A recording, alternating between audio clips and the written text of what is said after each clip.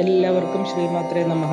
നമ്മളിന്ന് കുറച്ച് നേരത്തെ തുടങ്ങുകയാണ്. ഇന്ന് തീരും എന്നുള്ള ഒരു വിചാരം കൊണ്ട്. കാരണം ഇത് വളരെ ഇമ്പോർട്ടന്റ് ആയിട്ടുള്ള തത്വങ്ങളാണ് പറയുന്നത്. നമ്മുടെ സാധനയ്ക്ക് വളരെയധികം വേണ്ടപ്പെട്ട കാര്യങ്ങളാണ്. ഞാൻ ഇന്ന് ഡയറക്റ്റ് ആയിട്ട് ഇതിലോട്ട് കടക്കുകയാണ്. ഇന്നലെ നമ്മൾ ശുദ്ധ അശുദ്ധ തത്വങ്ങളാണ് കണ്ടത്. അപ്പോ ശുദ്ധ തത്വങ്ങള് 5, ശുദ്ധ അശുദ്ധ തത്വങ്ങള് 7. അപ്പൊ ഇനി അടുത്ത വെറും 24 അശുദ്ധ തത്വങ്ങൾ അല്ലെ നമ്മൾ കണ്ടു. രണ്ടിനും അതീതമായിരിക്കുന്ന പര എന്ന അവസ്ഥയാണ് ശരിക്കും ഈ ഒരു ബ്രഹ്മം അല്ലെങ്കിൽ ബോധം അല്ലെങ്കിൽ പ്രജ്ഞാനം. അപ്പൊ ഊർജത്തിന്റെ ഉറവിടമായിരിക്കുന്ന പ്രജ്ഞാനം അഥവാ ബ്രഹ്മത്തിൽ നിന്നാണ് ഉണ്ടായത്.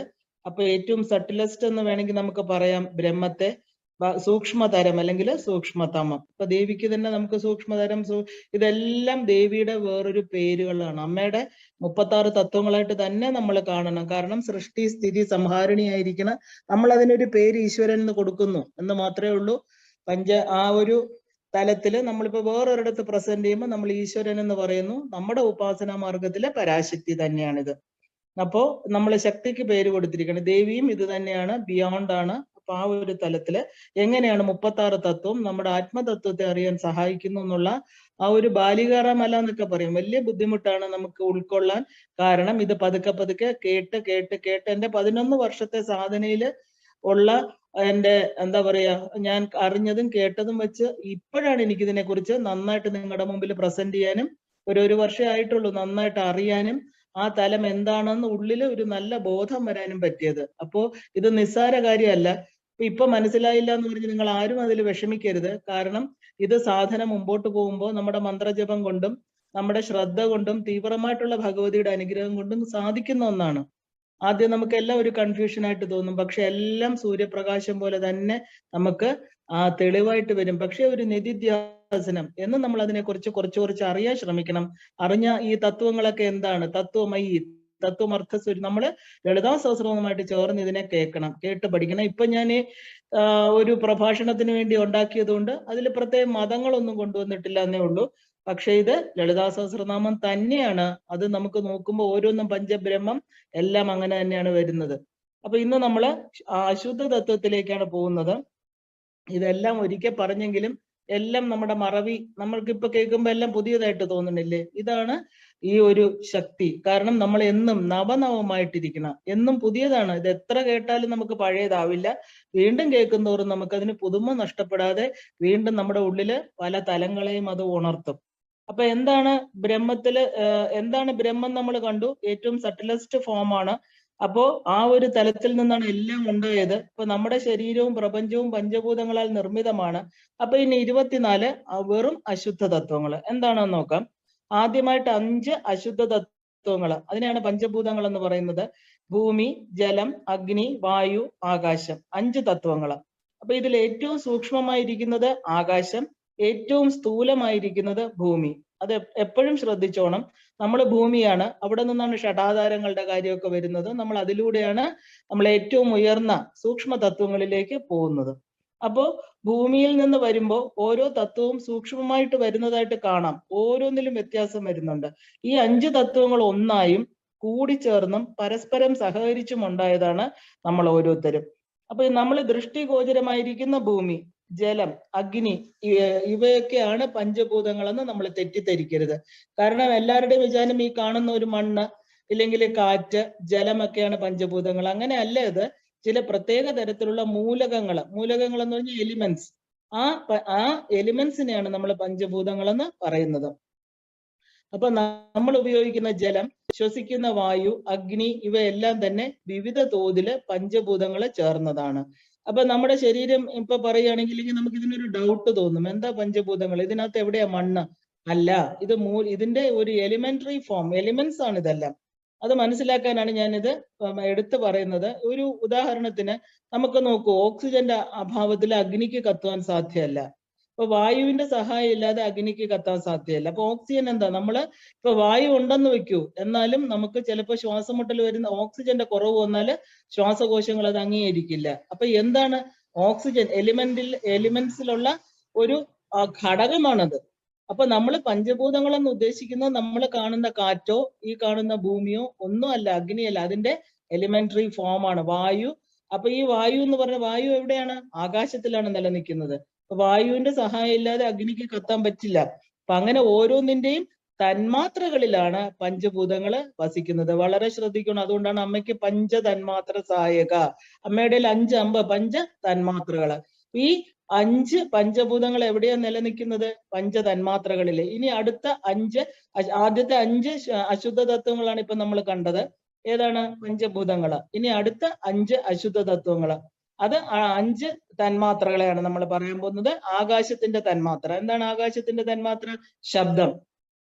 വായുവിന്റെ തന്മാത്ര സ്പർശം, അഗ്നിയുടേത് രൂപം, ജലത്തിൻ്റെത് രസം, പൃഥ്വിയുടേത് ഗന്ധം. അങ്ങനെ ആകാശം എന്ന ഭൂതത്തിലാണ് ശബ്ദം എന്ന തന്മാത്ര അടങ്ങിയിരിക്കുന്നത്. ഇപ്പൊ ഗന്ധം എന്ന തന്മാത്ര അതിന്റെ മോളിക്യൂൾ എവിടെയാണ് അടങ്ങിയിരിക്കുന്നത്? ഭൂമി തത്വത്തില്. അപ്പൊ ഭൂമി തത്വത്തിലാണ് ഏറ്റവും കൂടുതൽ വൈബ്രേഷൻസ് കുറഞ്ഞത്. അതുകൊണ്ട് അതിന്റെ തന്മാത്രകൾ വളരെ അടുത്ത് ചേർന്നിരിക്കുന്ന എത്രത്തോളം അടുത്തിരിക്കുന്നു അത്രത്തോളം വൈബ്രേഷൻസ് കുറയും, എത്രത്തോളം അകന്നിരിക്കുന്നു അത്രത്തോളം വൈബ്രേഷൻസ് കൂടും. അതിനെയാണ് നമ്മൾ മാറ്റർ അല്ലെങ്കിൽ ദ്രവ്യം എന്ന് പറയുന്നത്. അപ്പൊ ആകാശത്തില് തന്മാത്രകൾ അകന്നിരിക്കുന്നത് കൊണ്ടാണ് ശബ്ദം ആകാശത്തിൻ്റെതായിട്ട് തീരുന്നത്, നമുക്ക് കേൾക്കാൻ പറ്റുന്നത്. ഈ പഞ്ചതന്മാത്രകളുടെ പഞ്ചഭൂതങ്ങൾ കൊണ്ടാണ് ഈ പ്രപഞ്ചം ഉണ്ടാക്കിയിരിക്കുന്നത്. അതുകൊണ്ട് പുരുഷ പ്രജ്ഞാനമായിട്ട് പരിമിതപ്പെട്ട ശിവബോധം ഈ പ്രപഞ്ചത്തെ അറിയുന്നത് ഈ പഞ്ചഭൂതങ്ങളിലൂടെയാണ്. അപ്പൊ ഇതാണ് ഇതില് പ്രധാനം. ഇത് വളരെ പരിമിതമായിട്ടുള്ള ഒരു സംവേദനക്ഷമതയാണ്, അല്ലെ? ഈ അവബോധത്തിന് ഈ പഞ്ചഭൂതങ്ങളിലൂടെ മാത്രമേ പ്രപഞ്ചത്തെ അറിയാൻ സാധ്യമുള്ളൂ. അപ്പൊ ഈ പഞ്ചഭൂത നിർമ്മിതമായിരിക്കുന്ന പ്രപഞ്ചത്തെ പഞ്ചതന്മാത്രകൾ സ്ഥിതി ചെയ്യുന്ന പഞ്ചഭൂതങ്ങളിലൂടെ നമ്മെ അറിയുന്നത് എന്തിലൂടെയാണ്? 5 ഇന്ദ്രിയങ്ങളിലൂടെയാണ്.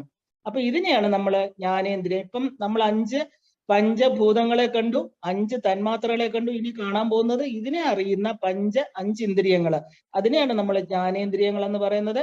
ആകാശത്തിന്റെ ശബ്ദം, ഇത് വളരെ നന്നായിട്ട് എപ്പോഴും നമ്മൾ മനസ്സിലാക്കിയിരിക്കണം. എങ്കിൽ നമുക്ക് വളരെ എളുപ്പമാണ് തത്വം പറയാനായിട്ട്. അപ്പൊ ആദ്യത്തത് ജ്ഞാനേന്ദ്രിയങ്ങൾ എന്താ? ആകാശത്തിന്റെ ശബ്ദം ചെവിയിലൂടെയും, ചെവി എന്ന് പറഞ്ഞാൽ ഈ ബാഹ്യമായിട്ട് കാണുന്ന ചെവി അല്ല. അപ്പൊ ഈ ഇന്ദ്രിയം, കേൾവി ശക്തി, അതിനെയാണ് പറയുന്നത്. എന്തുണ്ടെങ്കിൽ നമുക്കിപ്പോ ഒരു ചെവിയുണ്ട്, മരിച്ചു കിടക്കുന്ന ഒരാളിന് ചെവിയുണ്ട്, മരിച്ചു കിടക്കുന്ന ഒരാളിന് കണ്ണുണ്ട്, മൂക്കുണ്ട്, നാക്കുണ്ട്, എല്ലാം ഉണ്ട്. പക്ഷെ അത് പ്രവർത്തനക്ഷമത അല്ല. എന്തുകൊണ്ടാ? ഈ ബോധമില്ലാത്തത് കൊണ്ട്. ബോധം ശരീരത്തെ വിട്ടുപോയി കഴിഞ്ഞാൽ ഈ ബാഹ്യമായിട്ട് കാണുന്നതെല്ലാം അവിടെ കാണും. ഇപ്പൊ ഒരു ചെവി കേട്ടുകൂടാത്ത ആളിന് ചെവി എന്ന് പറയുന്ന ഈ പുറമേ കാണുന്ന ആ ഒരു സാധനം കാണും, പക്ഷെ കേൾക്കാൻ പറ്റില്ല. എന്താ കാര്യം?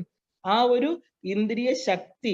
അതിനെയാണ് നമ്മൾ ആ ഇന്ദ്രിയം, ചെവിയല്ല, പുറത്ത് കാണുന്ന ചെവിയല്ല, ആ ഇന്ദ്രിയത്തെ നമ്മൾ പറയുന്നത് കേൾവി ശക്തി. അപ്പൊ ആന്തരികമായിട്ടുള്ള 5 ശക്തി തത്വങ്ങള് ഏതൊക്കെയാണ്?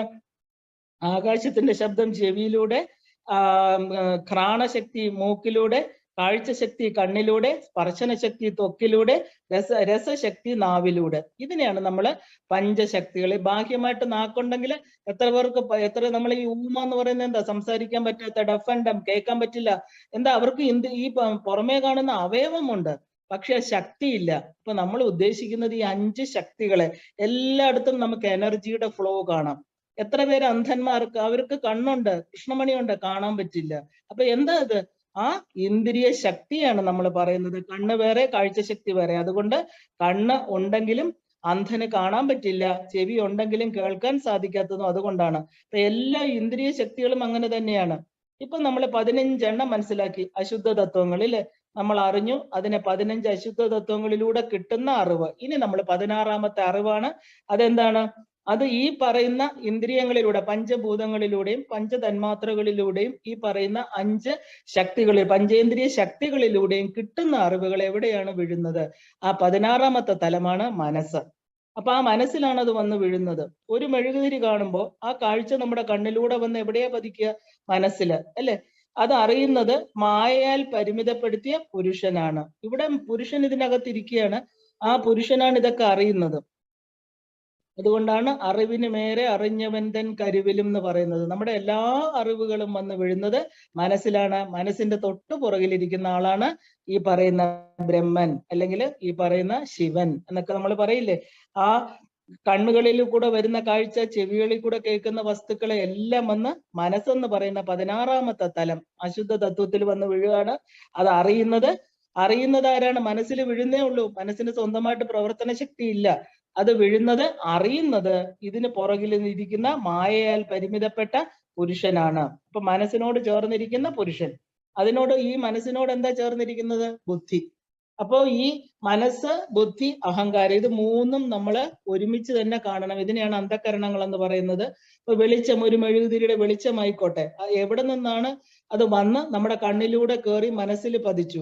അപ്പൊ അത് ഉടനെ തന്നെ നമുക്ക് എന്താ, ആ മെഴുകുതിരിയുടെ നിറം എന്താണ്, അതിന്റെ വലിപ്പം എത്രയുണ്ട്, ഇനി എത്ര നേരം കൂടെ അത് കത്തും, ഇതെല്ലാം തീരുമാനിക്കുന്ന ആരാ? ബുദ്ധി.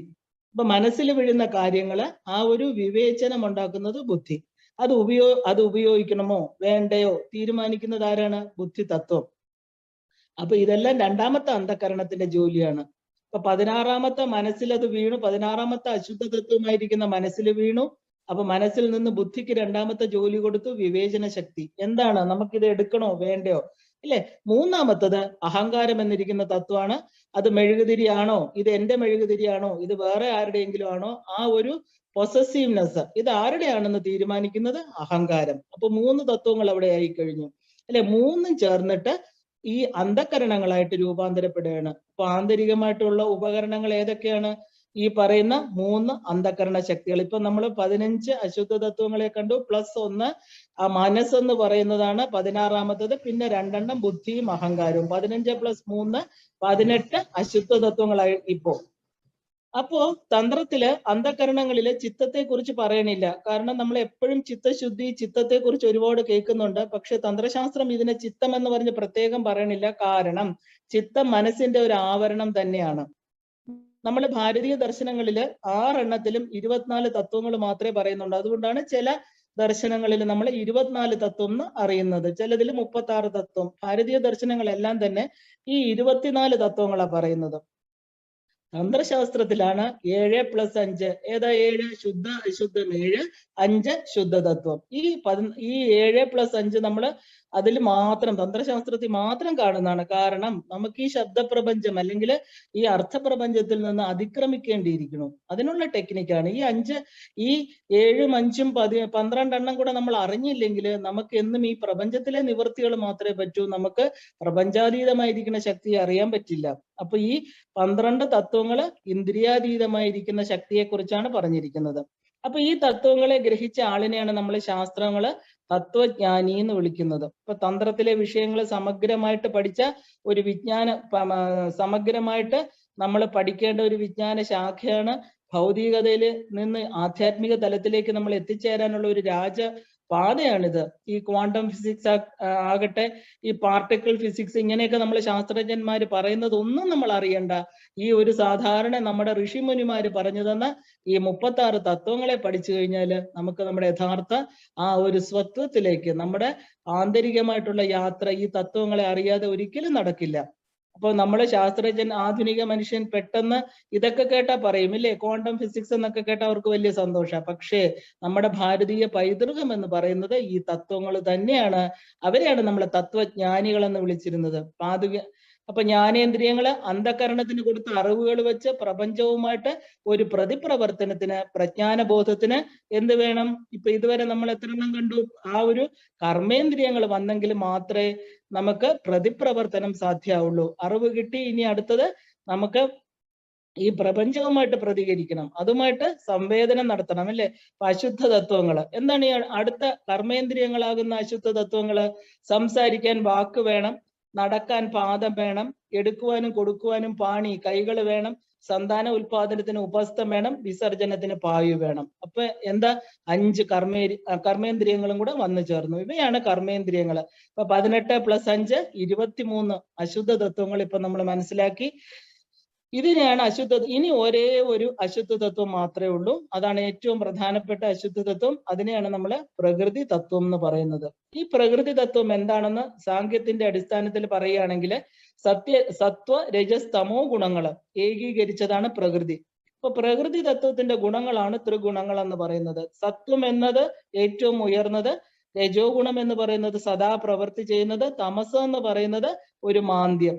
അപ്പൊ ഈ 3 ഗുണങ്ങളും പ്രകൃതിയിലെ പല തോതിൽ നിറഞ്ഞു നിൽക്കുന്നു. അപ്പൊ ഈ അനുപാതത്തില് ചിലതിൽ ഏതെങ്കിലും ഒന്ന് മുന്നിട്ട് നിൽക്കുന്നു എന്ന് മാത്രം. അപ്പൊ പുരുഷൻ പ്രകൃതി, അല്ലെ? പുരുഷൻ പ്രകൃതി എന്ന് പറയുമ്പോൾ എക്സാക്റ്റ് ആയിട്ട് സബ്ജക്ട് ആൻഡ് ഓബ്ജക്റ്റ് വരികയാണ് അവിടെ. ആ ഒരു പ്രകൃതിയും പുരുഷനും തമ്മിലുള്ള ബന്ധമാണ് അറിയുന്നവൻ പുരുഷൻ, അറിയപ്പെടുന്നത് പ്രകൃതി. അപ്പൊ ഈ സർവ പ്രപഞ്ചവും നമ്മുടെ മനസ്സും ശരീരവും എല്ലാം എന്താണ്? പ്രകൃതിയാണ്. അപ്പൊ ആ പ്രകൃതി എങ്ങനെ നിർമ്മിച്ചു? വളരെ കറക്റ്റ് ആയിട്ട് ഇപ്പൊ നമുക്ക് മനസ്സിലായി അല്ലേ? ആ രീതിയിലാണ് ഇത് നിർമ്മിച്ചിരിക്കുന്നത്. അപ്പൊ ശരീരം, സ്ഥലം, അതിനകത്തിരിക്കുന്ന പുരുഷ പ്രജ്ഞാനം എല്ലാറ്റിനെയും നോക്കിക്കാണുന്ന ആ ഒരു പുരുഷൻ. അപ്പൊ നമ്മൾ എവിടെയാണ് ഇരിക്കുന്നത്? എന്താണിത്? ഇതെല്ലാം അറിയുന്ന ആളാണ് പുരുഷൻ. ഈ പ്രകൃതി എന്ന് പറയുന്നത് തത്വനിർമ്മിതമായിരിക്കുന്ന മനസ്സും ശരീരവും. അപ്പോ ഇത് മനസ്സിലായി കഴിഞ്ഞാല് നമുക്ക് നല്ലവണ്ണം നമ്മളെ ആ ഒരു സോഴ്സ് ഏതാണ്? പരാശക്തി. എന്തിലേക്കാണ് നമ്മുടെ യാത്ര? ഇപ്പൊ നമ്മൾ ബാഹ്യമായിരിക്കുന്ന സ്ഥൂലത്തെ കണ്ടു ഇല്ലേ? ഇത് സ്ഥൂലമല്ല, സൂക്ഷ്മമല്ല. എന്താണ്? ശരിക്കും പറഞ്ഞാൽ പര എന്നുള്ള അവസ്ഥയിലാണ് ഈ ബ്രഹ്മതത്വം നമ്മുടെ ഉള്ളിൽ ഇരിക്കുന്നത്. അങ്ങനെ എന്താ ഇതിനെ പരിമിതപ്പെടുത്തുന്നത്? 36 തത്വങ്ങള്. അങ്ങനെ ഈ 36 തത്വം ഇപ്പൊ നമ്മൾ അറിഞ്ഞു കഴിഞ്ഞു അല്ലെ? അപ്പൊ നമുക്കൊന്ന് നോക്കാം. ഞാൻ ഇനി അതൊന്നും വിശദീകരിച്ചു പോകുന്നില്ല. നിങ്ങൾ വീണ്ടും അത് ശ്രദ്ധിച്ച് കേട്ട് പഠിക്കുക. കാരണം 5 ശുദ്ധ തത്വങ്ങള്, ആ 7 എന്താ പറയാ ശുദ്ധ അശുദ്ധ തത്വങ്ങള്, 24 അശുദ്ധ തത്വങ്ങള്, ഇതെല്ലാം കൂടെ ചേരുമ്പോൾ 36 തത്വങ്ങള്. ഇതിനെയാണ് നമ്മള് എന്താ പറയാ ആ ഒരു പ്രകൃതി നിർമ്മാണത്തിന് ആ ഒരു പരമശിവൻ പരാശക്തിക്ക് കൊടുത്ത ഇൻഗ്രീഡിയൻസ്, ബിൽഡിംഗ് ബ്ലോക്സ് 36 തത്വങ്ങള്. ഇനി ഞാൻ നിങ്ങളുടെ അടുത്ത് ഇന്നലെ പറഞ്ഞു, ഇതുവരെ ഉള്ളതിനെ ഞാനൊരു കഥാരൂപത്തിൽ ഉണ്ടാക്കിയിട്ടുണ്ട്. വളരെ നല്ലതാണ് കേൾക്കാൻ, ഒരിക്കലും മറക്കില്ല. നല്ല രസമാണ് അത് കേൾക്കാൻ. കാരണം നമുക്ക് ഇത്രയും വലിയ വൈജ്ഞാനികരൊന്നും അല്ല, നമ്മുടെ ബുദ്ധിയിലെല്ലാം തങ്ങി നിൽക്കണമെന്നില്ല. പക്ഷെ കഥാരൂപത്തിൽ കേൾക്കുമ്പോൾ എന്താ, കൊച്ചുകുട്ടികൾ പോലും കഥകൾ ഓർമ്മിച്ചിരിക്കും. അപ്പൊ അങ്ങനെ ഒരു കഥ, ഇത് കഥയായിട്ടൊന്നും പറയാൻ പാടില്ല, കാരണം ഇതൊക്കെ എന്താ സൃഷ്ടി തത്വങ്ങളാണ് അല്ലെ? പക്ഷേ നമുക്കിപ്പോ പറയുന്നോണ്ട് തെറ്റില്ല, കാരണം നമ്മൾ തന്നെയാണത്. ഇത് വേറെ ആരുമല്ല, നമ്മുടെ കഥ, നമ്മുടെ ഓരോരുത്തരുടെയും, എന്റെയും നിങ്ങളുടെയും കഥയാണ് ഞാൻ പറയാൻ പോകുന്നത്. ആ കഥ നമ്മൾ ഓർത്തിരുന്നാൽ ഈ ഒരു കഥ പറയും പോലെ നാളെ നമ്മുടെ എന്താ പറയാ ഉപാസകർക്കോ നമ്മുടെ കുട്ടികൾക്കോ ഒക്കെ പറഞ്ഞു കൊടുക്കാം. എനിക്കറിയാം ഞാൻ എവിടെ നിന്ന് വന്നു, ഞാൻ ആരാണ്. അപ്പൊ ഇന്നൊരു കഥാരൂപം നിങ്ങളുടെ അടുത്ത് ഞാൻ പ്രസന്റ് ചെയ്യാണ്. കാരണം ഇതുവരെ കേട്ട തന്ത്രശാസ്ത്രത്തിലെ ഈ 36 തത്വങ്ങൾ നമ്മൾ കേട്ടിടത്തോളം വച്ചിട്ട് ഒരു കഥ. ഈ കഥയ്ക്ക് ശേഷം നമ്മൾ 1-2 കാര്യം കൂടെ ഇന്ന് കാണാൻ ശ്രമിക്കാം. കാരണം പുനർജന്മ സിദ്ധാന്തം, നമ്മുടെ എന്താ കർമ്മഫലങ്ങൾ, ഇതൊക്കെ നമ്മൾ അറിയണം, എന്നാലേ പറ്റുള്ളൂ. ഇന്ന് തീരുന്നിടത്തോളം നമുക്ക് പോവാം. എന്തായാലും നമുക്ക് കഥയിലോട്ട് കടക്കാം. പണ്ട് വളരെ പണ്ട്, അതായത് 13 ബില്യൺ, അതിന് പലരും കോൺട്രവേഴ്സി ഉണ്ട്. 13 ബില്യൺ വർഷങ്ങൾക്ക് മുമ്പാണ് നമ്മുടെ കഥ തുടങ്ങുന്നത്.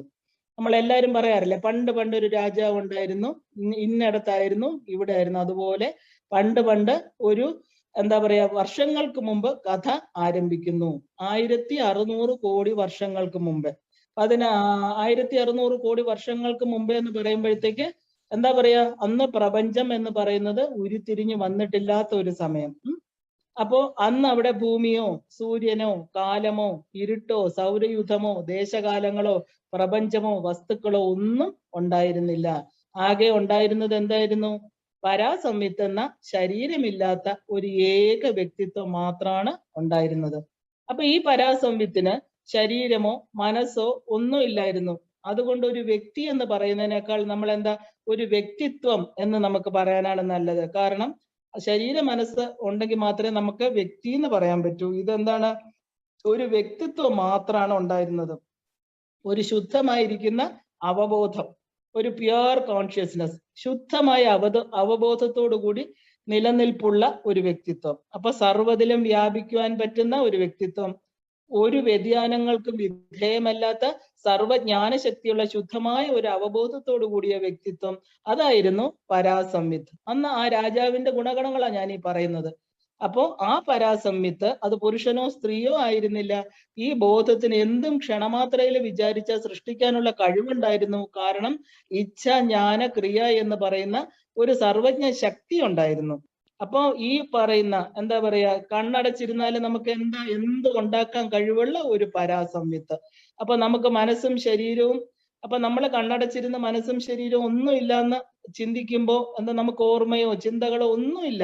പക്ഷെ നമുക്കൊന്നും സങ്കല്പിക്കാൻ പറ്റില്ല. അതായിരുന്നു പരാസംവിത്ത്. നമുക്കും അതുപോലെയാണ്. കണ്ണടച്ചിരുന്നാല് എന്റെ ഒരു ബോധം മാത്രമുണ്ട്, എന്റെ ശരീരത്തെ ഞാൻ അറിയണില്ല, മനസ്സെന്ന് പറയുന്നതില്ല. പക്ഷെ എനിക്കറിയാം ഞാൻ ജീവിച്ചിരിപ്പുണ്ട്, ബോധമുണ്ടെന്ന്. അപ്പൊ അങ്ങനെയായിരുന്നു ഈ പരാസംവിത്ത്. അല്ലാതെ കൂടുതൽ അതിനെ കുറിച്ച് പറഞ്ഞു തരാൻ പറ്റില്ല. കാരണം ഈ ഒരു പരാസംവിത്തിന് എന്താ പറയാ, നാമരൂപങ്ങളോ പേരോ ഒന്നും ഇല്ലാത്തതുകൊണ്ട് വേറെ വിശേഷണങ്ങളൊന്നും ചേരില്ല. അപ്പൊ ഈ പരാസംവിത്തിന് വേറൊരു പേരും കൂടെ ഉണ്ടായിരുന്നു. ആ പേരാണ് പരബ്രഹ്മം. അത് എന്താ പറയാ, ഈ ഒരു മറ്റൊരു പേരിലാണ് സാധാരണ ആൾക്കാർ അറിഞ്ഞിരുന്നത്. ഒരിക്കല് പരാസംവിത്തിന് തനിക്കൊരു സുഹൃത്ത് വേണം എന്നൊരു ഇച്ഛ തോന്നി. അപ്പൊ ഇച്ഛാജ്ഞാന ക്രിയ എന്ന സർവജ്ഞ ശക്തി ഉള്ളത് കൊണ്ട് എന്ത് വേണമെങ്കിലും നിമിഷാർത്ഥത്തിൽ തന്നെ നമ്മുടെ സാധിക്കാൻ പറ്റും. അപ്പൊ അങ്ങനെ തന്റെ ജ്ഞാനശക്തിയും ക്രിയാശക്തിയും ഒരു കണ്ണാടി എന്ന വണ്ണം പ്രതിഫലിച്ച് തന്നിൽ നിന്ന് വേറൊരു വ്യക്തിത്വമാക്കി മാറ്റിയെടുത്തു. ആര്? ഈ പരാസംവിത്ത്. അദ്ദേഹത്തിന് എപ്പോഴാ ഒരു കൂട്ട് വേണം തോന്നി, ഇല്ലേ? അപ്പൊ അങ്ങനെ വേറൊരു വ്യക്തിത്വത്തെ ഉണ്ടാക്കിയെടുത്തു. അങ്ങനെ വേർതിരിച്ചെടുത്ത മറ്റേ വ്യക്തിത്വത്തിന്റെ പേരാണ് ശക്തി, അല്ലെങ്കിൽ പരാശക്തി, ദേവി എന്നൊക്കെ നമ്മൾ വിളിക്കുന്നത്. അതായത് ഇതുവരെ ഒന്നായിരുന്ന പരാസംവിത്തിന്റെ ശുദ്ധമായ അവബോധവും ആ ശക്തിയും രണ്ടായിട്ട് മാറി. അപ്പൊ അവബോധം വേറെ, ശക്തി വേറെ എന്ന നിലയിലായി. അപ്പൊ ഈ അവബോധത്തെ നാം ശിവനെന്നും, ശിവൻ അല്ലെങ്കിൽ ശംഭു എന്നൊക്കെ വിളിച്ചു. അപ്പോ ശിവൻ എന്ന് പറയുന്നത് പ്രകാശ വപുസ്സാണ്. അദ്ദേഹത്തിന്റെ ശരീരം പ്രകാശമാണ്. അപ്പൊ ശിവനും ശക്തിയും ഉണ്ടാകുന്നതോടുകൂടി രണ്ടായി, ഒന്നായിട്ടിരുന്നത് രണ്ടായി. അവിടെ ലിംഗഭേദങ്ങൾ വന്നു. ശിവന് അവബോധമായതുകൊണ്ട് ശിവൻ ഇച്ഛാശക്തിയും ജ്ഞാനശക്തിയും പ്രജ്ഞാശക്തിയും എല്ലാം ഉണ്ട്. അതായത് എല്ലാം കാണാനും കേൾക്കാനും അറിയാനുമുള്ള കഴിവുള്ള സർവജ്ഞത്വമുള്ള ആളായിരുന്നു ഈ ശിവൻ. അപ്പൊ ശിവൻ തന്റെ ജ്ഞാനശക്തിയും ക്രിയാശക്തിയും ശക്തിക്ക് കൊടുത്തു. അതായത് രണ്ടായിട്ട് വന്ന തന്റെ അർത്ഥാംഗിനിയായിട്ട് വന്ന ആ ഒരു ലിംഗഭേദത്തിൽ അത് സ്ത്രീയായിട്ട് മാറി. അപ്പൊ ആ ശക്തിക്ക് കൊടുത്തത് കൊണ്ട് പ്രവർത്തിക്കാനുള്ള അറിവും സൃഷ്ടിക്കാനുള്ള ശേഷിയും പരാശക്തിക്ക് കൊടുത്തു. അപ്പൊ ഇത് ഓൾറെഡി ഇദ്ദേഹത്തിന്റെ കയ്യിലിരുന്ന എല്ലാ കഴിവുകളും പൂർണ്ണമായിട്ട് തന്റെ ശരീരത്തിൽ നിന്ന് വന്ന പരാശക്തിക്ക് കൊടുക്കുകയാണ്. അപ്പൊ ഇച്ഛിക്കുവാനും അറിയുവാനുമുള്ള കഴിവ് ശിവനാണുള്ളത്. ഇത് ആവശ്യാനുസരണം ശിവൻ ശക്തിക്ക് കൊടുത്തു. കൊടുത്തുകൊണ്ടിരിക്കുക. ശിവനില്ലെങ്കിൽ ശക്തിയില്ല. അപ്പൊ ശിവന്റെ കഴിവുകളെല്ലാം ശക്തിയിലൂടെയാണ് പ്രവഹിക്കുന്നത്. അപ്പൊ ശിവൻ പറയുന്ന പോലെ ശക്തി പറഞ്ഞു, എന്താണ് അങ്ങയുടെ ആഗ്രഹം? ഞാൻ നടത്തിത്തരാമെന്ന് പറഞ്ഞ ശക്തി എന്ത് ചെയ്തു? ശിവൻ പറയുന്ന പോലെ സൃഷ്ടി നടത്തുന്നു. ഇവര് തമ്മില് മായികമായിട്ട് എപ്പോഴും ഒരു ആകർഷണം എപ്പോഴും ഉണ്ട്. അവര് തമ്മില് സദാ പരസ്പര ആകർഷണത്തിന് വിധേയമാണ്. ഒരാളില്ലെങ്കിൽ വേറൊരാളില്ല. അത്രയ്ക്ക് ചേർന്നിരിക്കുകയാണ് രണ്ടുപേരും. ഇവര് രണ്ടുപേരും ഇപ്പോ രണ്ടാണ്. കാരണം എന്താ? സൃഷ്ടിക്ക് വേണ്ടിയിട്ടാണ് അവര് രണ്ടായത്. അവര് സദാ ഒരുമിച്ചാണ് ഇരിക്കുന്നത്. പക്ഷെ വേറും സൃഷ്ടിക്ക് വേണ്ടിയിട്ടാണ് ഇവര് രണ്ടായത്. നമുക്ക് കഥ ഇവിടെ ഒന്ന് നിർത്തിയിട്ട് ഒരു കാര്യം നമ്മൾ അറിയണം. ഇച്ഛ വന്ന ശിവശക്തിമാരെയാണ് നമ്മൾ കാമേശ്വരമാർ എന്ന് പറയുന്നത്. ഇച്ഛ വന്നു കഴിഞ്ഞു, എനിക്ക് രണ്ടാകണം എന്നുള്ള തോന്നൽ വന്നപ്പോ ഈ ശിവനെ നമ്മൾ കാമേശ്വരനെന്നും, ഈ സൃഷ്ടിക്കുള്ള ആ ഒരു ഉന്മുഖമായിട്ട് നിൽക്കുന്ന ദേവിയെ നമ്മൾ കാമേശ്വരി എന്നും വിളിച്ചു. അപ്പൊ ഈ ആകർഷണമാണ് സ്ത്രീ പുരുഷന്മാരിൽ ഇന്നും ഉള്ളത്. ശിവനാണ് ഡയറക്റ്റീവ് ഫോഴ്സ് എന്ന് പറയുന്നത്. ഇച്ഛാശക്തി, അറിവ് എല്ലാം അദ്ദേഹം എന്ത് ചെയ്തു? ഉള്ളത് കൊണ്ട് അദ്ദേഹത്തെ പുരുഷൻ എന്ന് നമ്മൾ വിളിച്ചു. സൃഷ്ടിക്കാനുള്ള ശക്തി, അതായത് എക്സിക്യൂട്ടീവ് ഫോഴ്സ് എന്ന് പറയുന്നത് ക്രിയാശക്തിയാണ്. അപ്പോ ആ ഒരു ക്രിയേറ്റീവ് ഫോഴ്സ് എല്ലാം നടത്താനുള്ള ശക്തി ആർക്കാണ്? ശക്തിക്കാണ്. അപ്പൊ അതുകൊണ്ട് ആ ഒരു ശക്തിയെ സ്ത്രീലിംഗമായിട്ട് കാണുന്നു. അപ്പൊ ഇവിടെ ആദ്യത്തെ ആ ഒരു സൃഷ്ടി നടന്നു. സൃഷ്ടിയല്ല, അവര് സ്വയം രണ്ടായി, ശിവനും ശക്തിയും. അപ്പൊ ഈ രണ്ട് തലങ്ങളും മനുഷ്യനിൽ തന്നെ ഉണ്ടാകും. ഒരു മനുഷ്യനിൽ സ്ത്രീയുമുണ്ട്, പുരുഷനുമുണ്ട്. അപ്പൊ പുരുഷനെ നമ്മൾ എന്ത് വിളിച്ചു? ആ ഒരു ഡയറക്റ്റീവ് ഫോഴ്സ്, എല്ലാത്തിന്റെയും ആ ഒരു ധാരണ, അതിന്റെ നിർദ്ദേശങ്ങൾ കൊടുക്കുന്ന ആള് ശിവൻ. അതിനെല്ലാം എക്സിക്യൂട്ട് ചെയ്യുന്നത്, ആ ക്രിയേഷൻ നടത്തുന്നതിനെ നമ്മൾ സ്ത്രീ എന്ന് വിളിച്ചു, പരാശക്തി എന്ന് വിളിച്ചു. അപ്പോ ഈ രണ്ട് തലങ്ങളിലും ഒരാൾ തന്നെയാണ് രണ്ടായിട്ടിരിക്കണം എന്നുള്ളത് മറന്നുപോവല്ലേ. അപ്പൊ മനുഷ്യനിൽ ഇതുണ്ടാകും. ഇനി നമുക്ക് കഥയിലേക്ക് വരാം. അപ്പൊ ശിവനും ശക്തിയും അവര് തമ്മിൽ എന്ത് ചെയ്തു? സൃഷ്ടിക്കാൻ അച്ഛൻ പറഞ്ഞു, ഭർത്താവ് പറഞ്ഞു, ഭാര്യ അതെല്ലാം ഏറ്റെടുത്ത് ചെയ്യാൻ പോണു. അങ്ങനെ സന്തോഷത്തോടു കൂടി ആനന്ദ ശക്തിയായിട്ട് അതിൽ 3 മക്കളുണ്ടായി. 3 പേര്. ആദ്യത്തത് സദാശിവൻ. ഈ സദാശിവന് ജ്ഞാനക്രിയാശക്തികള് ശക്തി ദേവി എന്ത് ചെയ്തു? തുല്യമായിട്ട് കൊടുത്തു. ജ്ഞാനശക്തിയും ക്രിയാശക്തിയും ഈ സദാശിവന് തുല്യമായിട്ട് കൊടുത്തു. രണ്ടാമത്തെ മകന്റെ പേര് ഈശ്വരൻ. ഈശ്വരൻ എന്ത് ചെയ്തു?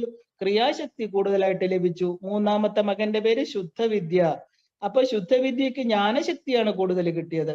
ഈ സദാശിവന് മാത്രം രണ്ടും തുല്യമായിട്ട് കൊടുത്തു. അപ്പൊ അച്ഛനും അമ്മയും 3 മക്കളും, ഈ 3 മക്കളാണ് നമ്മൾ ഈശ്വരന്മാർ എന്ന് വിളിക്കുന്നത്. ശിവനും ശക്തിയും ചേർന്ന് നിർമ്മിച്ച 3 മക്കള്. ആ ഈശ്വരന്മാരെന്ന് പൊതുവെ നമ്മളെ ഭാരതത്തിൽ അറിയപ്പെടുന്നത് ഈ 3 പേരെയാണ്. അങ്ങനെ ഈ മറ്റവരും ഈശ്വരന്മാര് തന്നെയാണ്. പക്ഷെ അവരുടെ ശക്തികൾ വിഭജിച്ചു കൊടുത്തു. കർമ്മങ്ങൾക്ക് സാക്ഷിയായിട്ടും കർമ്മങ്ങളെ പ്രവർത്തിപ്പിക്കുന്നതും ഈ 3 ഈശ്വരന്മാരാണ്. അങ്ങനെ ഈ 5 പേരും പ്രകാശ സ്വരൂപികളാണ്. അങ്ങനെ ഈ 5 ശക്തികളും പ്രകാശമാനമായിരിക്കുന്ന ആനന്ദമായ ലോകത്തിരിക്കുമ്പോ ആ കൊട്ടാരത്തിൽ ആനന്ദമയ കൊട്ടാരം ഇല്ലേ, അവിടെ സന്തോഷം മാത്രമേ ഉള്ളൂ, പ്രകാശം മാത്രമേ ഉള്ളൂ. ആ ഒരു കൊട്ടാരത്തിലിരുന്ന ശിവന് ഒരു വലിയ നാടകം കളിക്കണമെന്ന് ആഗ്രഹം ഉണ്ടായി. ഇപ്പൊ തന്നെ ആദ്യത്തെ ഇച്ഛയിലാണ് ഇത്രയും പ്രശ്നം വന്നത്. ശക്തി ഉണ്ടായി, അവർക്ക് 3 മക്കളുണ്ടായി. പക്ഷെ അവിടെയും പോരാ, അവിടെ ആനന്ദമയമായ ആ കൊട്ടാരത്തിൽ സന്തോഷമായിട്ടിരുന്നപ്പോ ശിവൻ എന്ത് തോന്നി? എനിക്ക് ഒരു വലിയ നാടകം, സ്റ്റേജ്, ചെറിയ സ്റ്റേജ് അല്ല, വലിയ സ്റ്റേജ് നിർമ്മിച്ച് ഒരു നാടകം എനിക്ക് കാണണം.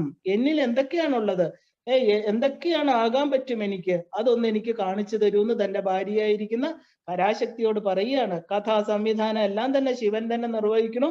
നമുക്ക് സജ്ജീകരണങ്ങളുമായിട്ട് മറ്റുമായിട്ട് ലക്ഷക്കണക്കിന് അഭിനേതാക്കൾ വേണം. എന്നാലല്ലേ ഇദ്ദേഹത്തിന്റെ സ്റ്റേജ് ചെറിയ സ്റ്റേജ് അല്ലല്ലോ, പ്രപഞ്ചമാകുന്ന സ്റ്റേജ്. അപ്പൊ അതിനു വേണ്ടിയിട്ട് ലക്ഷക്കണക്കിന് അഭിനേതാക്കൾ വേണം.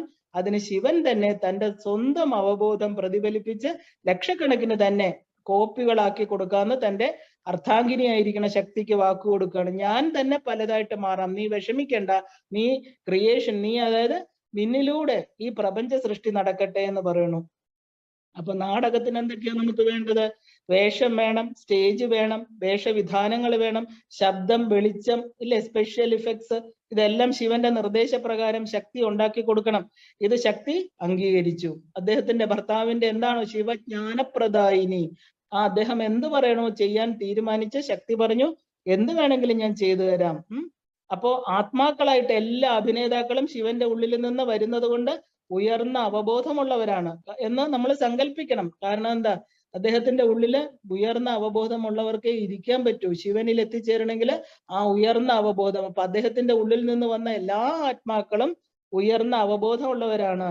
അപ്പൊ എല്ലാം അറിയുന്ന അവര് വന്നിട്ട് നാടകം അഭിനയിച്ചാൽ ഒരു വലിയ രസമില്ല അല്ലെ, ആ നാടകീയത തീരെ ഉണ്ടാവില്ല. നാടകീയ മുഹൂർത്തങ്ങൾ എന്ന് പറഞ്ഞാൽ എന്താ, അപ്രതീക്ഷിതമായിട്ട് പലതും വന്നെത്തണം. എല്ലാം ഇപ്പം നമുക്ക് തുടക്കം മുതൽ അവസാനം അറിയാമെങ്കിൽ ഏത് സിനിമയോ നാടകമോ നമുക്ക് സന്തോഷം കാണും. എങ്കിൽ പിന്നെ എന്തിനാ കാണാൻ പോകുന്നത്?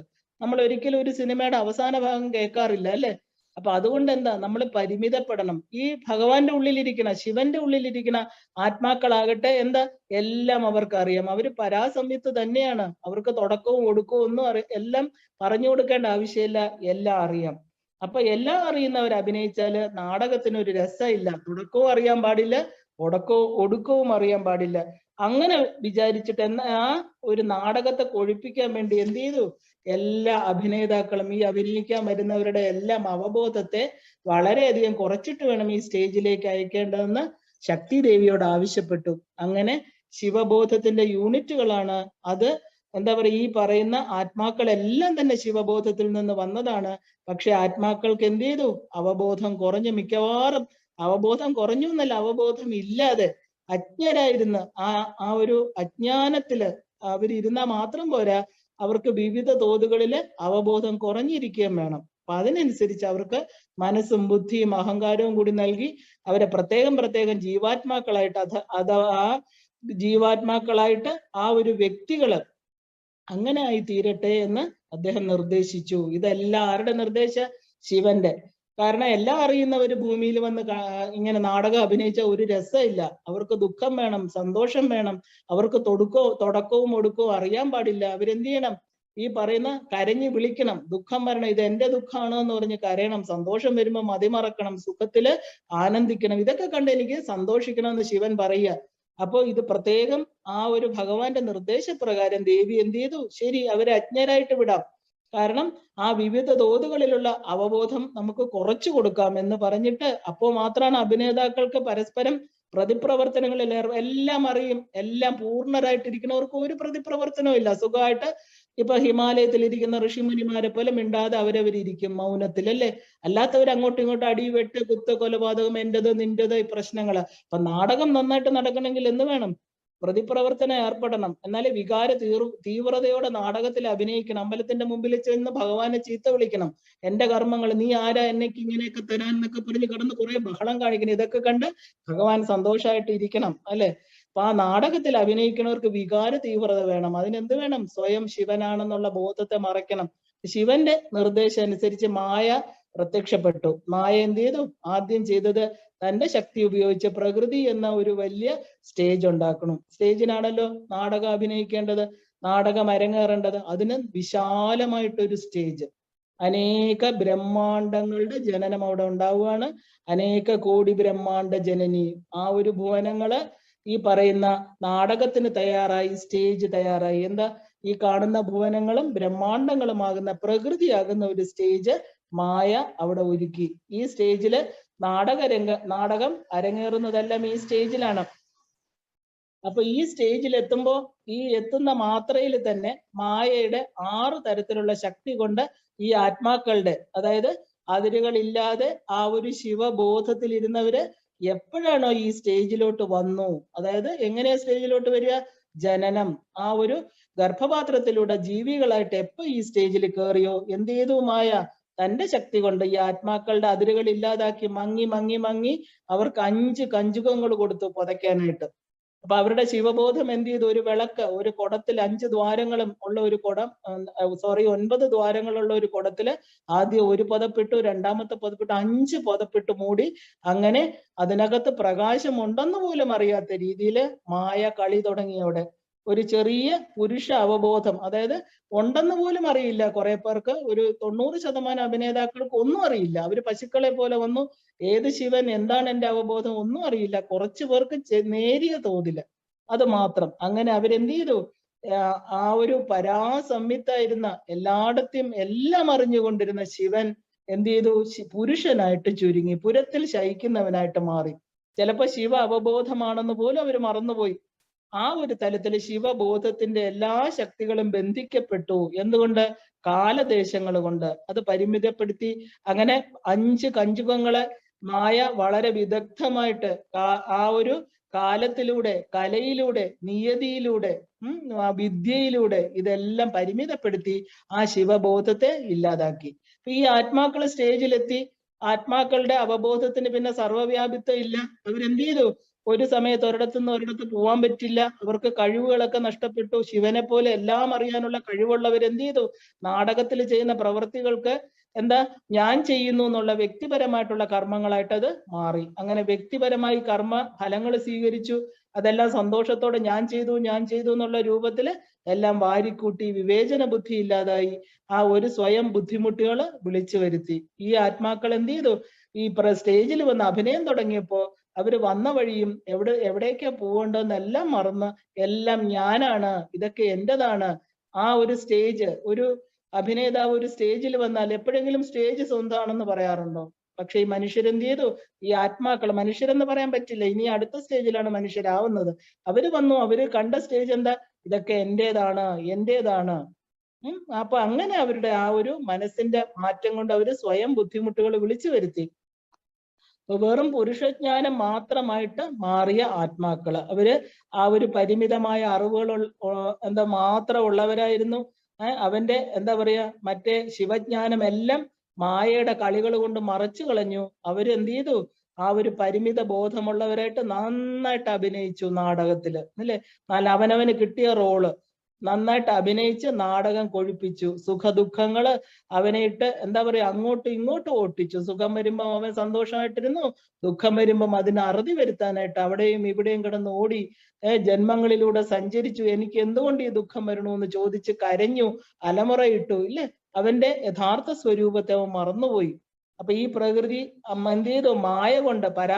പ്രകൃതിയെ മായ കൊണ്ട് പരാശക്തി ഉണ്ടാക്കിയ ശേഷം പുര്യഷ്ടകം എന്ന ഊർജ തന്മാത്രകളുടെ 8 വിധത്തിലുള്ള നൂലുകൾ ചേർത്തിട്ട് പൊതുവായിട്ട് ഈ നാടകത്തിൽ വരുന്ന കഥാപാത്രങ്ങൾക്ക് ധരിക്കാനായിട്ട് ഒരു വസ്ത്രം ഉണ്ടാക്കി.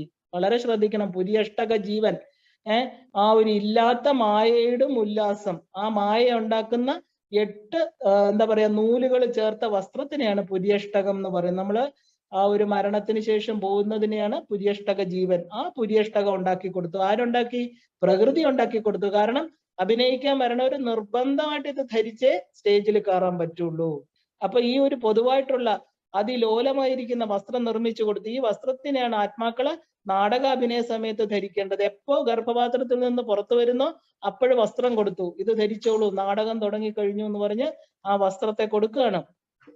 അപ്പൊ എല്ലാവരും ഈ അഭിനയ സമയത്ത് ഈ വസ്ത്രം ധരിച്ചേ പറ്റുള്ളൂ. അപ്പൊ വലുതും ചെറുതുമായിരിക്കുന്ന എല്ലാ അളവിലും പുര്യഷ്ടകങ്ങളും ഉണ്ട്. വലിയ എന്താ പറയാ പുതപ്പുണ്ട്, ചെറിയ പുതപ്പുണ്ട്. എല്ലാവർക്കും അവനവന്റെ കർമ്മങ്ങൾക്കനുസരിച്ച് നാടകത്തിന്റെ റോൾ അനുസരിച്ച് അവർക്ക് ഈ ഒരു പുതപ്പുകൾ കൊടുത്തു. പ്രകൃതി എന്നുള്ള സ്റ്റേജിൽ വന്ന ഉടനെ ആത്മാവ് ഈ വസ്ത്രം എന്താ പറയാ വാങ്ങിക്കുകയല്ല, ഈ വസ്ത്രം ലഭിക്കുകയാണ് ചെയ്യേണ്ടത്. കാരണം അത് കമ്പൽസറി ആണ്, അത് ഇടാതെ ഇങ്ങോട്ട് വരാൻ പറ്റില്ല. ആ പ്രകൃതിയിൽ വന്ന ഉടനെ ആത്മാവ് എന്ത് ചെയ്തു? ഇതെടുത്ത് അണിയും. അപ്പോഴേക്കും എന്താ? അവൻ ജീവാത്മാക്കളായിട്ട് മാറും. അതുവരെ എന്തായിരുന്നു? ഈശ്വരന്റെ തലത്തിൽ ഇരുന്ന ആ ഓരോ ജീവനും എപ്പോഴാണ് ഈ പുര്യഷ്ടകം എന്ന് പറയുന്ന പുതപ്പ് ധരിക്കുന്നത്, അപ്പൊ അവരെല്ലാം എന്തായിട്ട് മാറി? ജീവാത്മാക്കളായിട്ട് മാറി. അപ്പൊ ആ ജീവാത്മാക്കള് അവരുടെ പുര്യഷ്ടകത്തിനനുസരിച്ച് മനസ്സും ബുദ്ധിയും അഹങ്കാരവും ഒക്കെയുള്ള ചരാചരങ്ങളായിട്ട് മാറുകയാണ് ഈ സ്റ്റേജില്. അങ്ങനെ അങ്ങോട്ടും ഇങ്ങോട്ടുമുള്ള പ്രതിപ്രവർത്തനങ്ങള്, അങ്ങോട്ടും ഇങ്ങോട്ടുമുള്ള എന്താ പറയാ രാഗദ്വേഷങ്ങള്, സുഖദുഃഖങ്ങളൊക്കെ ആയിട്ട് നാടകം ആരംഭിച്ചു. ഇല്ലേ? കർട്ടൻ ഉയർന്നു. എപ്പോഴാണോ ശരീരം കിട്ടി ഭൂമിയിൽ വന്നപ്പോ എന്തായി? കർട്ടൻ മാറി. നാടക ആരംഭത്തിൽ ഓരോ നടന്മാര് സ്റ്റേജിലോട്ട് വരികയാണ്. അല്ലെ? സ്ത്രീയായിട്ടും പുരുഷനായിട്ടും പ്രകൃതിയിലുള്ള പല വിവിധ ജീവജാലങ്ങളുമായിട്ടുള്ള എല്ലാവരും സ്റ്റേജിൽ അണിനിരന്നു. അവിടെ എന്തൊക്കെയാണ് നമുക്ക് കാണേണ്ടത്? രാഗദ്വേഷങ്ങൾ കാണണം, സുഖദുഃഖങ്ങൾ കാണണം. നാടകം ഗംഭീരമായിട്ട് നടക്കുകയാണ്. അവബോധവും ജ്ഞാനവും കുറഞ്ഞിരിക്കുന്നതുകൊണ്ട് വികാരം അവിടെ കൂടും. കാരണം എല്ലാം വികാരത്തിനാണ്. അവിടെ സംഘർഷഭരിതമാകാറുണ്ട്. ഇല്ലേ? പരസ്പരം വെട്ടിമരിക്കാറുണ്ട്. സ്വന്തം സഹോദരനാണെന്നോ നമ്മുടെ കുടുംബത്തിലുള്ളവരാണെന്നോ എന്റെ സഹോദരനാണെന്നോ ഒന്നും അറിയില്ല. കാരണം എന്താ? അവന്റെ അവബോധം ഈ പറയുന്ന മായയുടെ പുര്യഷ്ടകമാകുന്ന പുതപ്പ് കൊണ്ട് പുതച്ചിരിക്കുന്നത് കൊണ്ട്. അപ്പൊ പ്രകൃതി എന്ത് ചെയ്തു? ആ ഒരു സ്പെഷ്യൽ ഇഫക്ട്സും കൂടെ കൊടുക്കും. കാരണം സ്റ്റേജ് അവിടെയുള്ള അഭിനേതാക്കൾ എന്തെങ്കിലും ഒരു ഗുണത്തിന് വശമതരായിക്കൊണ്ടേയിരിക്കും. സ്പെഷ്യൽ ഇഫക്ട്സ് എന്ന് പറയുന്നതാണ് 3 ഗുണങ്ങള്. നമ്മള് നാടകത്തില് ഡാൻസ് ഒക്കെ നടക്കുമ്പോൾ 7 കളർ അല്ലെ ഇങ്ങനെ കറങ്ങുന്ന ഒരു ഡിസ്ക് കറങ്ങും, നല്ല ഇഫക്റ്റ് കൊടുക്കും. അതുപോലെ ഈ 3 ഗുണങ്ങൾ പ്രകൃതി ഗിഫ്റ്റ് ആയിട്ട്, ഇത് പോരാത്തോണ്ട്, ഈ പുതപ്പ് പോരാത്തോണ്ട് 3 ഗുണങ്ങളും കൂടെ തന്നു. അതാണ് സ്പെഷ്യൽ ഇഫക്ട്സ്. അവിടെയാണ് ഏറ്റവും വലിയ പ്രശ്നം. ഓരോ ഗുണത്തിന് ഇങ്ങനെ ഒരു ദിവസം തന്നെ ഒരു ജീവാത്മാവിനെ 3 ഗുണങ്ങളും ആക്രമിച്ചുകൊണ്ടേയിരിക്കും. സത്വ രജസ് തമോ ഗുണങ്ങള്. അപ്പൊ പ്രകൃതി തമോ ഗുണികളായിട്ട് തീരുന്നവരെന്ത് ചെയ്യും? തന്റെ ആത്മാവിനെ അറിയില്ല. രജോ ഗുണികൾ എന്തൊക്കെയോ പ്രവർത്തനങ്ങൾ ചെയ്തുകൊണ്ടിരിക്കും. സത്വ ഗുണികൾക്ക് പോലും നമ്മുടെ ആത്മാവിനെ അറിയാൻ പറ്റാതെ അവരതിന് ഉഴന്നു നടക്കും. അപ്പൊ അങ്ങനെ എന്താ പറയാ ഈ ഒരു ജീവജാലങ്ങള് പല രീതിയിൽ ഈ ഭൂമി എന്ന് പറയുന്ന സ്റ്റേജിലേക്ക് മാറി മാറി വന്നുകൊണ്ടേയിരിക്കും. അങ്ങനെ ഈ പറയുന്ന ശക്തി, അതായത് മായാശക്തിയും 3 ഗുണങ്ങളും അവർ അണിഞ്ഞിരിക്കുന്ന പുര്യഷ്ടകവും ചേർന്ന് ശിവ അവബോധമാണ് ഈ ആത്മാക്കളെന്ന് മനസ്സിലാകാതെ അവരെന്തായിട്ട് തീരും? വെറും പുരുഷന്മാരായിട്ട് സ്ഥലകാല ദേഹബന്ധങ്ങളാൽ പരിമിതപ്പെട്ട് നാടകം നന്നായിട്ട് നടത്തിക്കൊണ്ടു പോകും. അപ്പൊ ഇങ്ങനെ പൂർണ്ണമായിരിക്കുന്ന അജ്ഞാനത്തിൽ ജീവിക്കുമ്പോഴും അവരുടെ ആനന്ദമായ കുടുംബത്തെക്കുറിച്ചും അവിടേക്ക് തിരിച്ചു പോകേണ്ടതിന്റെ ആവശ്യകതയെക്കുറിച്ചും പരാശക്തി ഇടയ്ക്കിടയ്ക്ക് കാണിച്ചുകൊണ്ടേയിരിക്കും. എങ്ങനെയാണ് കാണിക്കുന്നത്? നമ്മളറിയില്ലേ? നമുക്ക് ഈ ഒരു സ്റ്റേജിന്റെ കാര്യം തന്നെ എടുക്കാം. അവിടെ നാടകം നടക്കുമ്പോൾ നമ്മുടെ ഇഷ്ടജന വിയോഗം നമുക്ക് നഷ്ടപ്പെടുന്നു. പലതും നമ്മുടെ ജീവിതത്തില് നമുക്ക് കാലം കൊണ്ടുതരുന്നു. എന്താ? ദുഃഖങ്ങള്. എന്താ ആ ദുഃഖങ്ങൾ? ഏതൊക്കെയാണ്? നമ്മുടെ ആ വാർദ്ധക്യം എന്ന് പറയുന്നത്, രോഗങ്ങള്, ഇതെല്ലാം പരാശക്തി നമുക്ക് തരുന്ന എന്താ പറയുക ഒരു സിഗ്നൽസ് ആണ്. അപ്പോഴും നമ്മൾ അയ്യോ ഇതെന്താ എനിക്ക് ഇങ്ങനെ സംഭവിച്ചത്, എനിക്ക് തിരിച്ചു പോണം എന്ന്, ഞാൻ ഇവിടെ അല്ല, എനിക്ക് ഈശ്വരാന്ന് കിടന്ന് വിളിക്കും. ഇല്ലേ? ഇതൊരു അഭിനയമാണ് ഇവിടുത്തെ നമ്മുടെ നാടകത്തിന്റെ സ്റ്റേജില്. ഇടയ്ക്കിടയ്ക്ക് കാണിച്ചു കൊടുത്തെങ്കിലും എന്ത് ചെയ്യും? ചില അഭിനേതാക്കള് ആ സൂചന തിരിച്ചറിഞ്ഞുകൊണ്ട് പ്രകൃതിയുടെ തീരുമാനങ്ങളിൽ ഒന്നും ഇടപെടാതെ മൗനമായിട്ട് തങ്ങളുടെ ഭാഗം നന്നായിട്ട് അഭിനയിച്ചിട്ട് തിരിച്ച് അവരുടെ മൂല കുടുംബമായിരിക്കുന്ന ആനന്ദമയ ലോകത്തിലേക്ക് പോകാൻ ശ്രമിക്കും. വരുന്നതെല്ലാം ഒന്നും ഒരു പരാതി പറയാതെ എല്ലാം സ്വീകരിക്കും. ഇല്ലേ? മൗനമായിട്ട്. ചില അഭിനേതാക്കൾ അങ്ങനെയാണ്. പക്ഷെ ചിലരോ അവര് ഒരുപാട് ഈ പറഞ്ഞ പോലെ പ്രപഞ്ചത്തെ ഒരു മെസ്സാക്കി ഒരു ദുഃഖകരമായിട്ട് മാറ്റും. കാരണം അവരെല്ലാത്തിനെയും കുറ്റം പറയും, തനിക്ക് വന്ന അനുഭവങ്ങൾക്ക് ബാക്കിയുള്ളവരുടെ തലയിൽ കയറും, ബാക്കിയുള്ളവർക്ക് പ്രശ്നം ഉണ്ടാക്കും, ഈശ്വരനെ കുറ്റം പറയും. അങ്ങനെ അപ്പോ എന്ത് ചെയ്യും? ഈ മൗനമായിട്ട് തങ്ങളുടെ ഭാഗം നന്നായിട്ട് അഭിനയിച്ച് എന്തോ ഇതിലുണ്ടെന്ന് മനസ്സിലാക്കാൻ ശ്രമിക്കുന്നവരെ ഈ ഒരു സദാശിവൻ എന്ന് പറയുന്ന ആള്, നമ്മളെ കണ്ടു 3 മക്കളാണ് ശിവനും ശക്തിക്കും. അതിലെ സദാശിവൻ അനുഗ്രഹിച്ച് ആ സർവാനന്ദമയ ലോകത്തിലേക്ക് തിരിച്ചെത്തിക്കാൻ സഹായിക്കും. അതാണ് അനുഗ്രഹ ശക്തി. അപ്പൊ കുറച്ചൊക്കെ തിരിച്ചറിവ് വന്ന് എല്ലാം എന്റെ കർമ്മഫലമാണെന്ന് തിരിച്ചറിയും. ആ സമയത്ത് എന്ത് ചെയ്യും? സദാശിവനാകുന്ന അനുഗ്രഹ ശക്തി അവരെ സഹായിക്കും. അപ്പൊ അതിന്റെ ചുമതല സദാശിവനാണ്. വേറെ ചില അഭിനേതാക്കൾ കൂടുതൽ വികാരഭരിതമായിട്ട് നാടകത്തിൽ ഇടപെട്ട് ഇനിയും ജന്മം വേണം, ഞാനിവിടെ വരും, മറ്റവനെ മറ്റേ തലത്തിൽ വെച്ച് വേറെ ഉടുപ്പിട്ട് വന്നാലും ഞാൻ അവനെ കൊല്ലും, ആത്മാവ് നിത്യമാണ്, ശാശ്വതമാണ്, ഇതൊന്നും അറിയാത്തവരെന്ത് ചെയ്യും? ജന്മങ്ങള് സ്വയം ഓർഡർ ചെയ്തുകൊണ്ടേയിരിക്കും. ഇനിയും ഞാൻ വരും, അവനെ തീർത്ത് കെട്ടിയിട്ടേ പോവുള്ളൂ. ഇങ്ങനെയാണ് നമ്മള് എന്താ പറയാ, വികാരഭരിതം. വികാരം, നമ്മുടെ വിചാരത്തെ മാറ്റിയിട്ട് അവിടെ വികാരങ്ങൾ നിലനിന്ന് അവനവൻ തന്നെ അവന്റെ കർമ്മഫലത്തില് വീണ്ടും വീണ്ടും ജന്മങ്ങളിലൂടെ ഇവിടെ തിരിച്ചു വരും. നാടകത്തിൽ ഇടപെട്ട് നാടകത്തിന്റെ ഉള്ളിൽ വേറെ നാടകങ്ങൾ കളിക്കും ഇവര്. കാരണം ഇവിടെ തീരുമാനിച്ച് എന്താ വേറെ നാടകം, അവന്റെ ശരീരത്തെ ഇല്ലാതാക്കും, ആത്മഹത്യ ചെയ്യും, അങ്ങനെ പല പല അറിയാൻ പാടില്ലാത്ത കാര്യങ്ങൾ, അവരുടെ വേറെ നാടകങ്ങൾ. അവര് സ്വയം ആ ഒരു കാലത്തിലും നിയതിയിലൂടെയും വന്ന ആത്മാക്കള് അവര് സ്വയം ഓരോ കർമ്മങ്ങൾ ചെയ്യും. അവർക്ക് എന്താ, അവർക്ക് ദുഷ്കരമായിട്ടുള്ള ഇങ്ങനെയുള്ളവര്, അതായത് നാടകത്തിന്റെ ഉള്ളില് നാടകം കളിക്കുന്നവരെ പ്രകൃതി എന്ത് ചെയ്യും? ദുഷ്കരമായിരിക്കുന്ന തലങ്ങളിലേക്ക് യാത്ര അയക്കും. അവരിനി എന്ത് ചെയ്യും? അവര് അങ്ങനെ ആനന്ദമയ ലോകത്തിൽ നിന്ന് അവർ അകന്നകന്നകന്നു പോവും. അങ്ങനെയുള്ള അഭിനേതാക്കൾക്ക് പഞ്ചഭൂതം എന്ന പേരില് പരാശക്തി തയ്യാറാക്കി വെച്ചിരിക്കുന്ന ഒരു 2ാമത്തെ മേൽവസ്ത്രം എടുത്തണിഞ്ഞുകൊണ്ട് സ്റ്റേജിന്റെ വേറൊരു ഭാഗത്തേക്ക് അവരെ മാറ്റും. എന്താ ഇതിനൊക്കെ ഒരുപാട് കർമ്മതലങ്ങളുണ്ട്. കാരണം ഒരുപാട് ദുഷ്കർമ്മങ്ങൾ ചെയ്യുന്നവരും ആത്മഹത്യ ചെയ്യുന്നവര് ഇങ്ങനെയുള്ളവർക്ക് അവിടെ നിന്ന് ശുദ്ധമാവാതെ വീണ്ടും ശരീരം സ്വീകരിക്കാൻ പറ്റില്ല. അതുകൊണ്ടാണ് പഞ്ചഭൂതം എന്ന് പറയുന്ന വേറൊരു ലോകം, വേറൊരു തലം. അതിനൊക്കെ ഒരുപാട് എക്സ്പ്ലനേഷൻ നമുക്കിനി ലളിതാ സഹസ്രനാമം അത് എന്താ പറയാ പഞ്ചഭൂത ശുദ്ധി പഠിക്കുമ്പോൾ നമുക്ക് പഠിക്കാം. ഇപ്പൊ ഇത് കേട്ടു പോകാം. അപ്പോ ഈ പഞ്ചഭൂതം എന്ന പേരിൽ പരാശക്തി വേറൊരു ലോകം, വളരെ അനുസരണയില്ലാത്ത കുട്ടികളുണ്ടല്ലോ, വികാരം കൊണ്ട് ഇവിടെ പ്രശ്നങ്ങൾ ഒരുപാട് ഉണ്ടാക്കി കഴിഞ്ഞ് അവസാന ശരീരത്തെയൊക്കെ കീറി മുറിച്ച് ആത്മഹത്യ ചെയ്യുന്നവരെ അവര് സ്റ്റേജിൽ അഭിനയിക്കാൻ പറ്റില്ല. കാരണം എന്താ? അവിടെ വലിയ പ്രശ്നം ഉണ്ടാക്കണം. അവരെ അത്രയും മാറ്റിയിട്ട് അവർക്ക് വേറൊരു സ്ഥലം കൊടുക്കും. നിങ്ങൾ ഇവിടെ ഇരുന്നോളൂ എന്ന് പറഞ്ഞിട്ട്. എന്താ? അതിന്റെ പേരാണ് പഞ്ചഭൂതം. അപ്പൊ പരാശക്തി വേറൊരു സ്റ്റേജ്, ചെറിയൊരു സ്റ്റേജ് അവിടെ കെട്ടിയിട്ടുണ്ട്. നിങ്ങൾ അവിടെ പോയി ഇരിക്കൂ, കാരണം നിങ്ങൾക്ക് സ്റ്റേജിൽ അഭിനയിക്കാൻ പറ്റണില്ല എന്ന് പറഞ്ഞ് അവരെ അങ്ങോട്ട് മാറ്റും. അപ്പൊ ആ ഒരു എന്താ പറയാ, ഈ 2ാമത്തെ സ്റ്റേജിൽ ഒരു മേൽവസ്ത്രം കൊടുക്കും. എന്നിട്ട് അതും അണിഞ്ഞുകൊണ്ട് എന്ത് ചെയ്യും?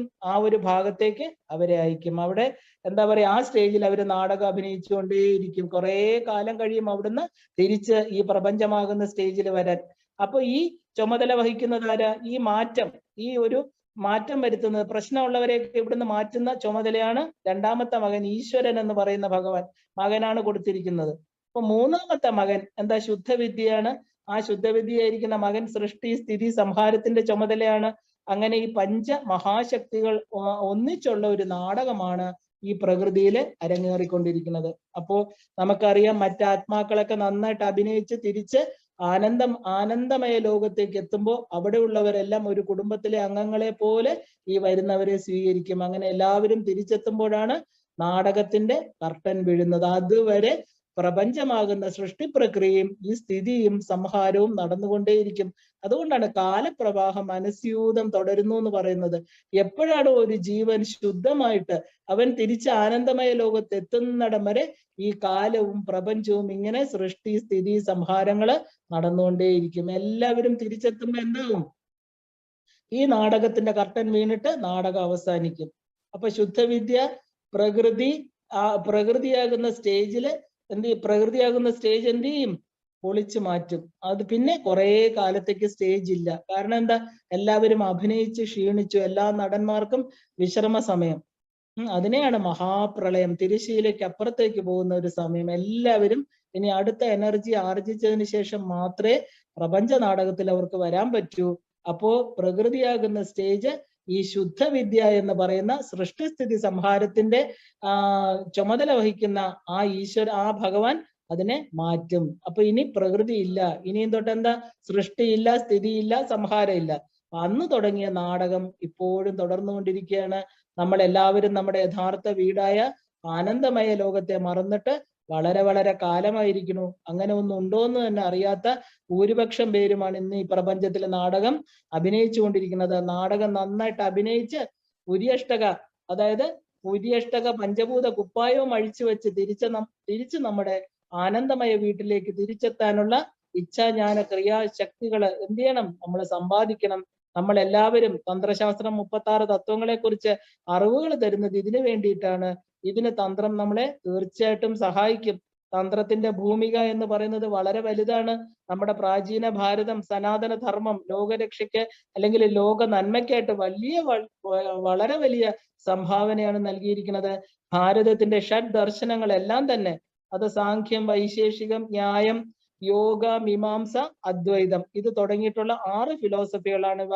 ഈ ആദ്യം മുതൽ അവസാനം വരെ ഈ 6 ശാസ്ത്രങ്ങളും ഈ 6 ഫിലോസഫികളും തന്ത്രശാസ്ത്രവുമായിട്ട് ബന്ധപ്പെട്ടാണ് നിൽക്കുന്നത്. അപ്പൊ ഈ ഷഡ് ദർശനങ്ങളെല്ലാം തന്നെ നമുക്ക് പ്രായോഗികമായിട്ട് പറഞ്ഞു തരുന്നത് എന്താണ്? മനുഷ്യന്റെ ദുഃഖങ്ങള് അല്ലെങ്കിൽ അവന്റെ ക്ലേശങ്ങള്, പരിമിതികള്, ഇവയിൽ നിന്ന് എങ്ങനെ രക്ഷ നേടാം, ഇത് തന്നെയാണ് അവര് പറഞ്ഞു തന്നത്. അങ്ങനെ പൂർവമായിട്ട്, അങ്ങനെ ആ ഒരു യുക്തിപൂർവമായിരിക്കുന്ന അന്വേഷണങ്ങൾ നടത്തണം. നമ്മള് ആ ഒരു എന്താ പറയാ, നമ്മൾ ആരാണ് എന്നുള്ളത് നമ്മൾ പഠിക്കണം. എങ്ങനെയാണ് ഈ സിദ്ധാന്തങ്ങൾ ന്യായീകരിച്ച് നമുക്ക് നമ്മുടെ ശരീരവുമായിട്ട് ബന്ധപ്പെടുത്താൻ പറ്റുന്നത്? ഇതെല്ലാം തന്നെ രേഖപ്പെടുത്തിയിരിക്കുന്ന ഒരു ശാസ്ത്രമാണ് തന്ത്രശാസ്ത്രം. 16 കാര്യങ്ങൾ ഇതിനകത്ത് പറഞ്ഞിട്ടുണ്ട്. അതിന്റെ അടിസ്ഥാനപ്പെടുത്തിയത് ഭാരതത്തിന്റെ എല്ലാ ദർശനവും ക്രമീകരിച്ചിരിക്കുന്നത് ഈ ഷഡ് ദർശന തത്വങ്ങളാണ്. ഇതിന്റെ എല്ലാം ഒരു കോമ്പിനേഷൻ, ഇതിൽ നിന്ന് എല്ലാം മൂല്യങ്ങൾ എടുത്തിട്ടാണ് ഈ തന്ത്രശാസ്ത്രം ഡെവലപ്പ് ചെയ്തിരിക്കുന്നത്. ഇത് വെറുതെ ഒരു ശാസ്ത്രമല്ല, അനേക വർഷങ്ങളില് കണ്ടും കേട്ടും പഠിച്ചും പ്രായോഗികമായിട്ട് അനുഭവിച്ചതിന് ശേഷം ഋഷിമുനിമാര് എഴുതി വച്ചിരിക്കുന്നതാണിത്. അപ്പൊ ഈ ഷഡ് ദർശന മതങ്ങളെല്ലാം തന്നെ ബാഹ്യലോകം എങ്ങനെയാണ് നമ്മൾ എന്ന ഒരു വ്യക്തിയുമായിട്ട് ബന്ധപ്പെട്ട് കിടക്കുന്നത്. നമ്മുടെ ബാഹ്യലോകം, ആന്തരിക ലോകം എന്ന് പറഞ്ഞ് 2 ലോകങ്ങളുണ്ടെന്നും അത് പരമമായ സത്യം എന്താണെന്ന് അറിഞ്ഞ് അതിനനുസരിച്ച് ജീവിച്ച് നമ്മുടെ ക്ലേശങ്ങളെ അല്ലെങ്കിൽ ദുരിതങ്ങളെ പരിഹാരമുണ്ടാക്കി, എന്താ പറയാ, പരിഹാരങ്ങൾ ഉണ്ടാക്കാൻ ഇതിലെ നിർദ്ദേശങ്ങൾ അനുസരിച്ചാൽ മതിയെന്ന് ഈ 6 ശാസ്ത്രങ്ങളും തന്ത്രത്തിലൂടെ നമുക്ക് പറഞ്ഞു തരണു. ഒരേ ശബ്ദത്തിൽ പറയുക. കാരണം ദൃശ്യ അദൃശ്യ വസ്തുക്കളെ കുറിച്ച് എല്ലാ ദർശനങ്ങളും അംഗീകരിച്ചിട്ടുണ്ട്. അപ്പൊ ഈ കണാദ മഹർഷി എന്ന് പറഞ്ഞൊരു മഹർഷി ഉണ്ടായിരുന്നു. അദ്ദേഹമാണ് അറ്റോമിക് സ്ട്രക്ചറിനെ കുറിച്ച് രൂപപ്പെടുത്തിയതും പറഞ്ഞു തന്നതും. നമ്മൾ ഈ അറ്റോമിക് സ്ട്രക്ചർ എല്ലാം വിദേശീയരാണ് നമുക്ക് ഒരു ആറ്റം എന്ന് പറഞ്ഞാൽ ഈ ന്യൂക്ലിയസ്, ചലിക്കാത്ത ശിവൻ, ചലിക്കുന്ന ശക്തി എന്നൊക്കെ പറഞ്ഞിട്ട് വിദേശീയര് കണ്ടുപിടിച്ചെന്ന വിചാരം ഇല്ല. വർഷങ്ങൾക്ക്, അനേക കോടി വർഷങ്ങൾക്ക് മുമ്പേ നമ്മുടെ ഭാരതത്തിലെ കണാദ മഹർഷി നമുക്ക് തന്ന സംഭാവനയാണ് ഈ അറ്റോമിക് സ്ട്രക്ചർ. കണാദനിൽ നിന്നാണ് കണിക എന്നുള്ള വാക്ക് വന്നത്. കണം എന്നൊക്കെ രൂപപ്പെടുത്തിയിരിക്കുന്നത്. നമ്മള് എന്താ പറയാ, ഓരോ കണങ്ങള്, ഓരോ മോളിക്യൂൾസ് എന്നൊക്കെ പറയുന്നത് ഇദ്ദേഹത്തിന്റെ പേരിലാണ്. അപ്പൊ അനേകം തലമുറകള് പഠിച്ച് പ്രാവർത്തികമാക്കിയ സത്യദർശനങ്ങളാണിത്. ഇത് നല്ലവണ്ണം മനനം ചെയ്ത് മനസ്സിലാക്കിയാൽ ജീവിതത്തിൽ വരുന്ന ദുഃഖങ്ങള്, ക്ലേശങ്ങള് മാറി നമുക്ക് പരിമിതികളിൽ നിന്ന് സ്വതന്ത്രമാകാനും ഈ മനസ്സാകുന്ന പിടിവള്ളിയെ ഒരു രക്ഷാമാർഗമായിട്ട് ഉപയോഗിച്ച് രക്ഷ നേടാനും തീർച്ചയായിട്ടും സാധിക്കും. എല്ലാ പുരാണങ്ങളും എല്ലാ ശാസ്ത്രങ്ങളും വേദ ഉപനിഷത്തുകളും എല്ലാം തന്നെ ഈ ഒരു പരിമിതത്വത്തിൽ നിന്ന് എങ്ങനെ മനുഷ്യന് രക്ഷ നേടാം, ഈ ബന്ധനങ്ങളിൽ നിന്ന് എങ്ങനെ നമുക്ക് സ്വതന്ത്രരാകാം എന്നാണ് പറയുന്നത്. മനസ്സ് എന്താണെന്ന് അറിഞ്ഞ് ഈ പ്രപഞ്ച നാടകത്തിലെ റോള് നമുക്ക് അവാർഡ് കിട്ടുന്ന വിധം നന്നായിട്ട് അഭിനയിക്കണം. കാരണം ആ നന്നായിട്ട് അഭിനയം നടക്കുമ്പോഴാണ് നമുക്ക് അവാർഡുകൾ കിട്ടുന്നത്, അല്ലെ? എന്താ അവാർഡ്? സദാശിവനാകുന്ന ഭഗവാന്റെ അനുഗ്രഹം. ഈ സൃഷ്ടിസ്ഥിതി സംഹാരങ്ങള് ചെയ്യുന്ന ശുദ്ധവിദ്യ നമ്മളെ ഇതിൽ നിന്ന് മോചിപ്പിക്കും. അവാർഡ് കിട്ടുന്ന അഭിനയം എന്ന് പറഞ്ഞാൽ എന്താ? നാടകത്തിൽ വേറെ തലങ്ങളിലേക്ക് പോകാതെ സമാധാനമായിട്ട് നമ്മുടെ വീട്ടിലേക്ക് നമുക്ക് തിരിച്ചു മടങ്ങാം. ഒരുപാട് കോംപ്ലിക്കേഷൻസ് ഉണ്ടാക്കിയില്ല. നമ്മൾ വന്നു ഈ നാടകത്തില്, ഇല്ലേ? വേഷം എനിക്ക് എന്തിന് തന്നത് വിഭോ, എനിക്ക് എന്താ വേഷം തന്നത്? നമ്മൾ എന്ത് ചെയ്യണം? വിശ്വപ്രിയനായി നടനം ചെയ്യണം. വിശ്വത്തിന് പ്രിയം തരുന്ന രീതിയിൽ നന്നായിട്ട് അഭിനയിച്ച് ഈ തന്നിരിക്കുന്ന പുതപ്പുകളൊക്കെ മാറ്റി ഊരി തിരിച്ച് പ്രകൃതിക്ക് കൊടുത്തിട്ട് സമാധാനമായിട്ട് വീട്ടിലേക്ക് മടങ്ങണം. ഇതാണ് കഥ. നമ്മുടെ ആത്മാവ്, മനസ്സ്, കർമ്മ നിയമങ്ങള്, പുനർജന്മം എല്ലാം ഈ ഒരു പ്രഹേളിക, ഇത് ഒരു പ്രഹേളികയാണ്. കാരണം ഇത് എപ്പോഴും അജ്ഞാതമായിരിക്കുന്ന ഒരു തലമാണ്.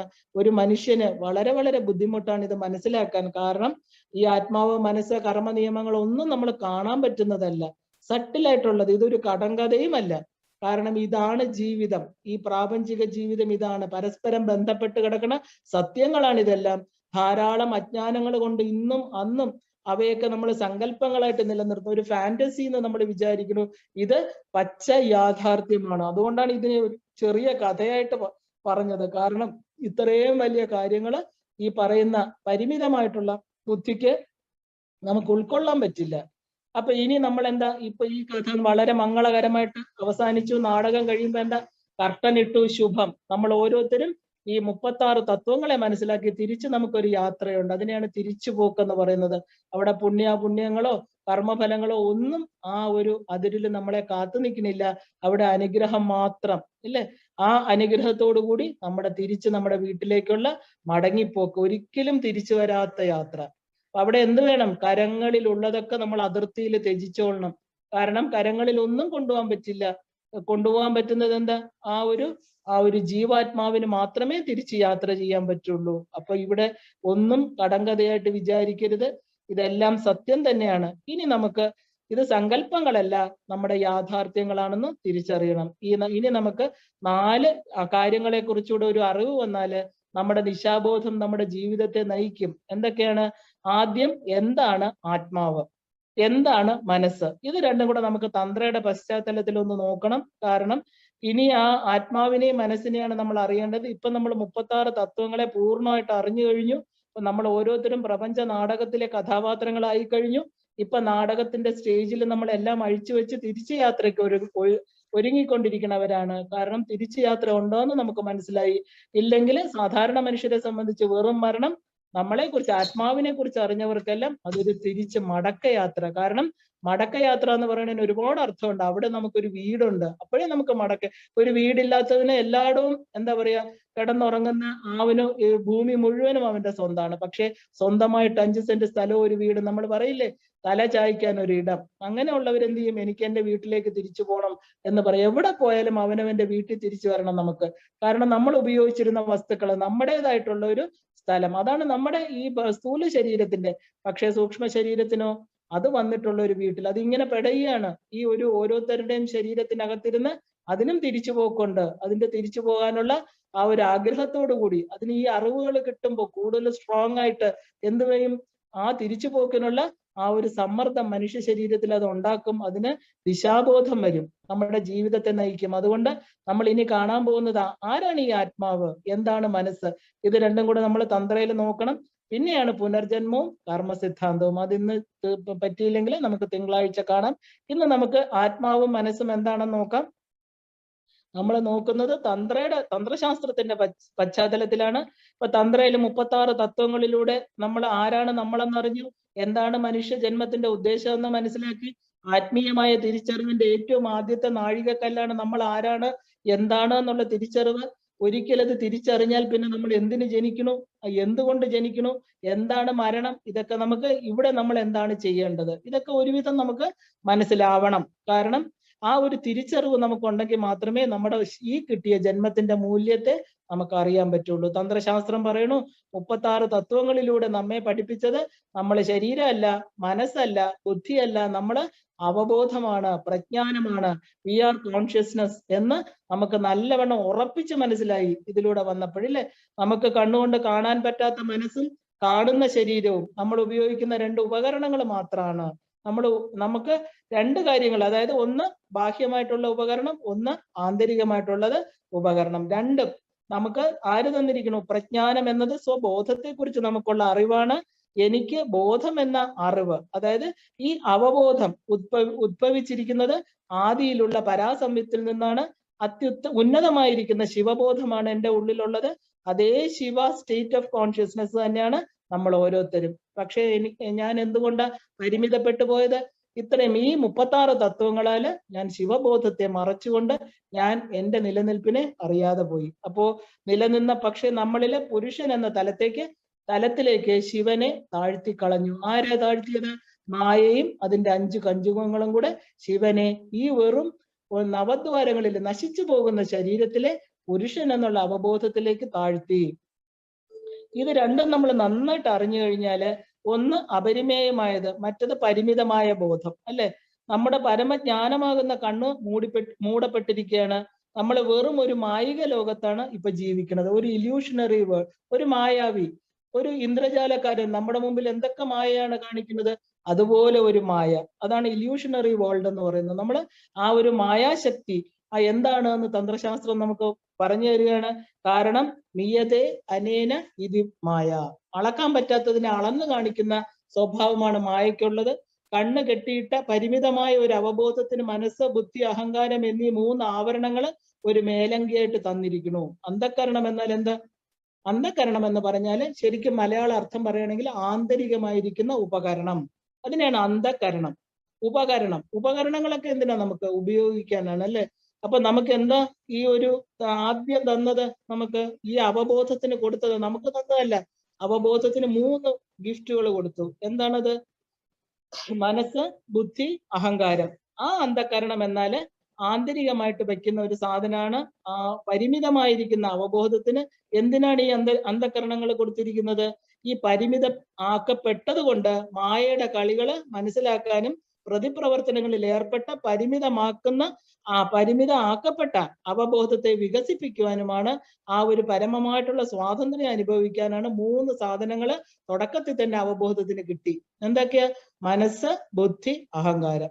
ഈ 3 കൊടുത്തിട്ടാണ് ശരീരം കിട്ടുന്നതിന് മുമ്പേ, ഈ സ്ഥൂല ശരീരം കിട്ടുന്നതിന് മുമ്പേ തന്നെ ഗർഭപാത്രത്തിൽ വെച്ച് തന്നെ ആ ഒരു ജീവാത്മാവിന് 3 ഗിഫ്റ്റുകൾ കിട്ടി. അതെന്തിനാണ്? നല്ലവണ്ണം ഉപയോഗിക്കാനാ. കാരണം മായയുടെ കളികള് വളരെ ഭയങ്കരാണ്. അതിന് ഈ പറയുന്ന സ്റ്റേജിൽ എത്തുമ്പോൾ പ്രതിപ്രവർത്തനങ്ങളിൽ ഏർപ്പെട്ട് പരിമിതമാക്കപ്പെട്ട ഈ ബോധത്തെ രക്ഷിക്കണം. കാരണം ഈ ബോധം ഈ ഒരു പരിമിതപ്പെട്ട് ഈ ശരീരത്തിനകത്ത് വരാൻ പോവുകയാണ്. ഒരു വലിയ ഒരുപാട് എന്താ പറയുക, ഡേഞ്ചറസ് സിറ്റുവേഷനിൽ നമ്മൾ ഒരുപാട് വേലി കെട്ടിത്തിരിക്കില്ല. അതുപോലെ 3 ഉപകരണങ്ങൾ അതിന് കൊടുത്തു. ഈ 3 ആയുധങ്ങൾ നീ വെച്ചോ, ഇത് വെച്ച് നീ രക്ഷപ്പെട്ടോളൂ. കാരണം ഈ പരമമായിട്ടുള്ള സ്വാതന്ത്ര്യം അനുഭവിക്കാനാണ് ഇത് തന്നിരിക്കുന്നത്. ഇപ്പൊ മനസ്സ്, ബുദ്ധി, അഹങ്കാരം എന്ന് പറയുന്നത് ഒന്നും നമ്മളല്ല. ഇത് 3 അവബോധത്തിന് നമ്മൾ എടുത്ത് ഉപയോഗിക്കുന്ന 3 ഉപകരണങ്ങൾ മാത്രമാണ്. ഇതൊന്നും നമ്മളല്ല, നമ്മുടെ അവബോധത്തിന് കിട്ടിയ 3 ഉപകരണങ്ങളാണ്. അപ്പൊ ഇത് ശരീരവും ഈ ശരീരം നമ്മളാണോ? അല്ല. അപ്പൊ സമുദ്രത്തിന്റെ അഗാധതയിലേക്ക് ഡൈവ് ചെയ്തു പോകുമ്പോൾ അവിടെ നമ്മെ നിലനിർത്താൻ നമ്മൾ ചില ഉപകരണങ്ങൾ ധരിക്കാറുണ്ട്, ഇല്ലേ? കാരണം നമുക്ക് ഓക്സിജൻ വേണം. അത് ഈ പറയുന്ന എന്താ പറയാ, നമുക്ക് അവിടെ കുറച്ച് ആഹാരങ്ങൾ വേണം. ഇങ്ങനെയൊക്കെ നമുക്ക് കുറച്ച്, ഇപ്പൊ ചന്ദ്രനിൽ പോകുന്നവർക്ക് ചില ഉപകരണങ്ങൾ കൊടുക്കും അവിടെ ജീവിക്കാൻ. കാരണം പഞ്ചേന്ദ്രിയങ്ങൾ ഉള്ളിടത്തെല്ലാം പഞ്ചഭൂത നിർമ്മിതമായ സ്ഥലത്ത് മാത്രമേ ജീവിക്കാൻ പറ്റൂ. അല്ലാത്തടത്ത് പോകുമ്പോൾ അഡീഷണൽ ആയിട്ട് നമ്മുടെ ജീവനെ നിലനിർത്താനുള്ള ഉപകരണങ്ങൾ നമ്മൾ കൊണ്ടുപോകണം. അതുപോലെ ഈ ഒരു എന്താ പറയാ, അവബോധത്തിന് 3 സാധനങ്ങൾ കൊടുത്തിട്ടാ ഭൂമിയിലേക്ക് ശരീരം കിട്ടുന്നതിന് മുമ്പേ കൊടുത്തു. ഏതൊക്കെയാണ്? മനസ്സ്, ബുദ്ധി, അഹങ്കാരം. അപ്പൊ ഭൂമി എന്ന് പറയുന്ന ഈ ഡയമെൻഷനിൽ മാത്രം ജീവിക്കാനുള്ള ആണ് ഈ ശരീരം, മനസ്സ്, ബുദ്ധി, അഹങ്കാരം. ഇതിന് വേറെ ഒരിടത്ത് കൊണ്ടുപോയാലും ജീവിക്കാൻ പറ്റില്ല. ഇതിൽ നിന്ന് കുറച്ച് ഈ ആകാശത്തിന്റെ മേളില് കുറച്ച് വായുമണ്ഡലം ഇല്ലാത്ത സ്ഥലത്ത് പോയി അപ്പം മനുഷ്യൻ മരണപ്പെടും. ഈ സമുദ്രത്തിന്റെ അഗാധതയിൽ പോയി കഴിഞ്ഞ് വായു കിട്ടാതെ വന്ന് അപ്പം മരിക്കും, അല്ലെ? അഗ്നിയാൽ മരിക്കാം. ഈ ഉപകരണങ്ങള് എല്ലാം കൊടുത്തിരിക്കണ എന്തിനാ? ഈ പഞ്ചേന്ദ്രിയങ്ങൾ മാത്രം പ്രവർത്തിക്കുന്ന പഞ്ചീകൃതമായിരിക്കുന്ന പ്രപഞ്ചത്തില് ജീവിക്കാനാണ് കൊടുത്തിരിക്കുന്നത്. അപ്പോ എന്താ, അല്ലാതെ അവനാല് നമ്മള് ഈ 3 ആളുകളും നമ്മളല്ല, നമ്മൾ ഉപയോഗിക്കുന്ന ഉപകരണങ്ങളാണെന്ന് വളരെ വ്യക്തമായിട്ട് മനസ്സിലാക്കിക്കൊള്ളണം. കാരണം ഇത് നമ്മുടെ മനസ്സ്, എന്റെ ബുദ്ധി അല്ല, ഇത് അവബോധത്തിന് കൊടുത്ത 3 ഉപകരണങ്ങളാണ്.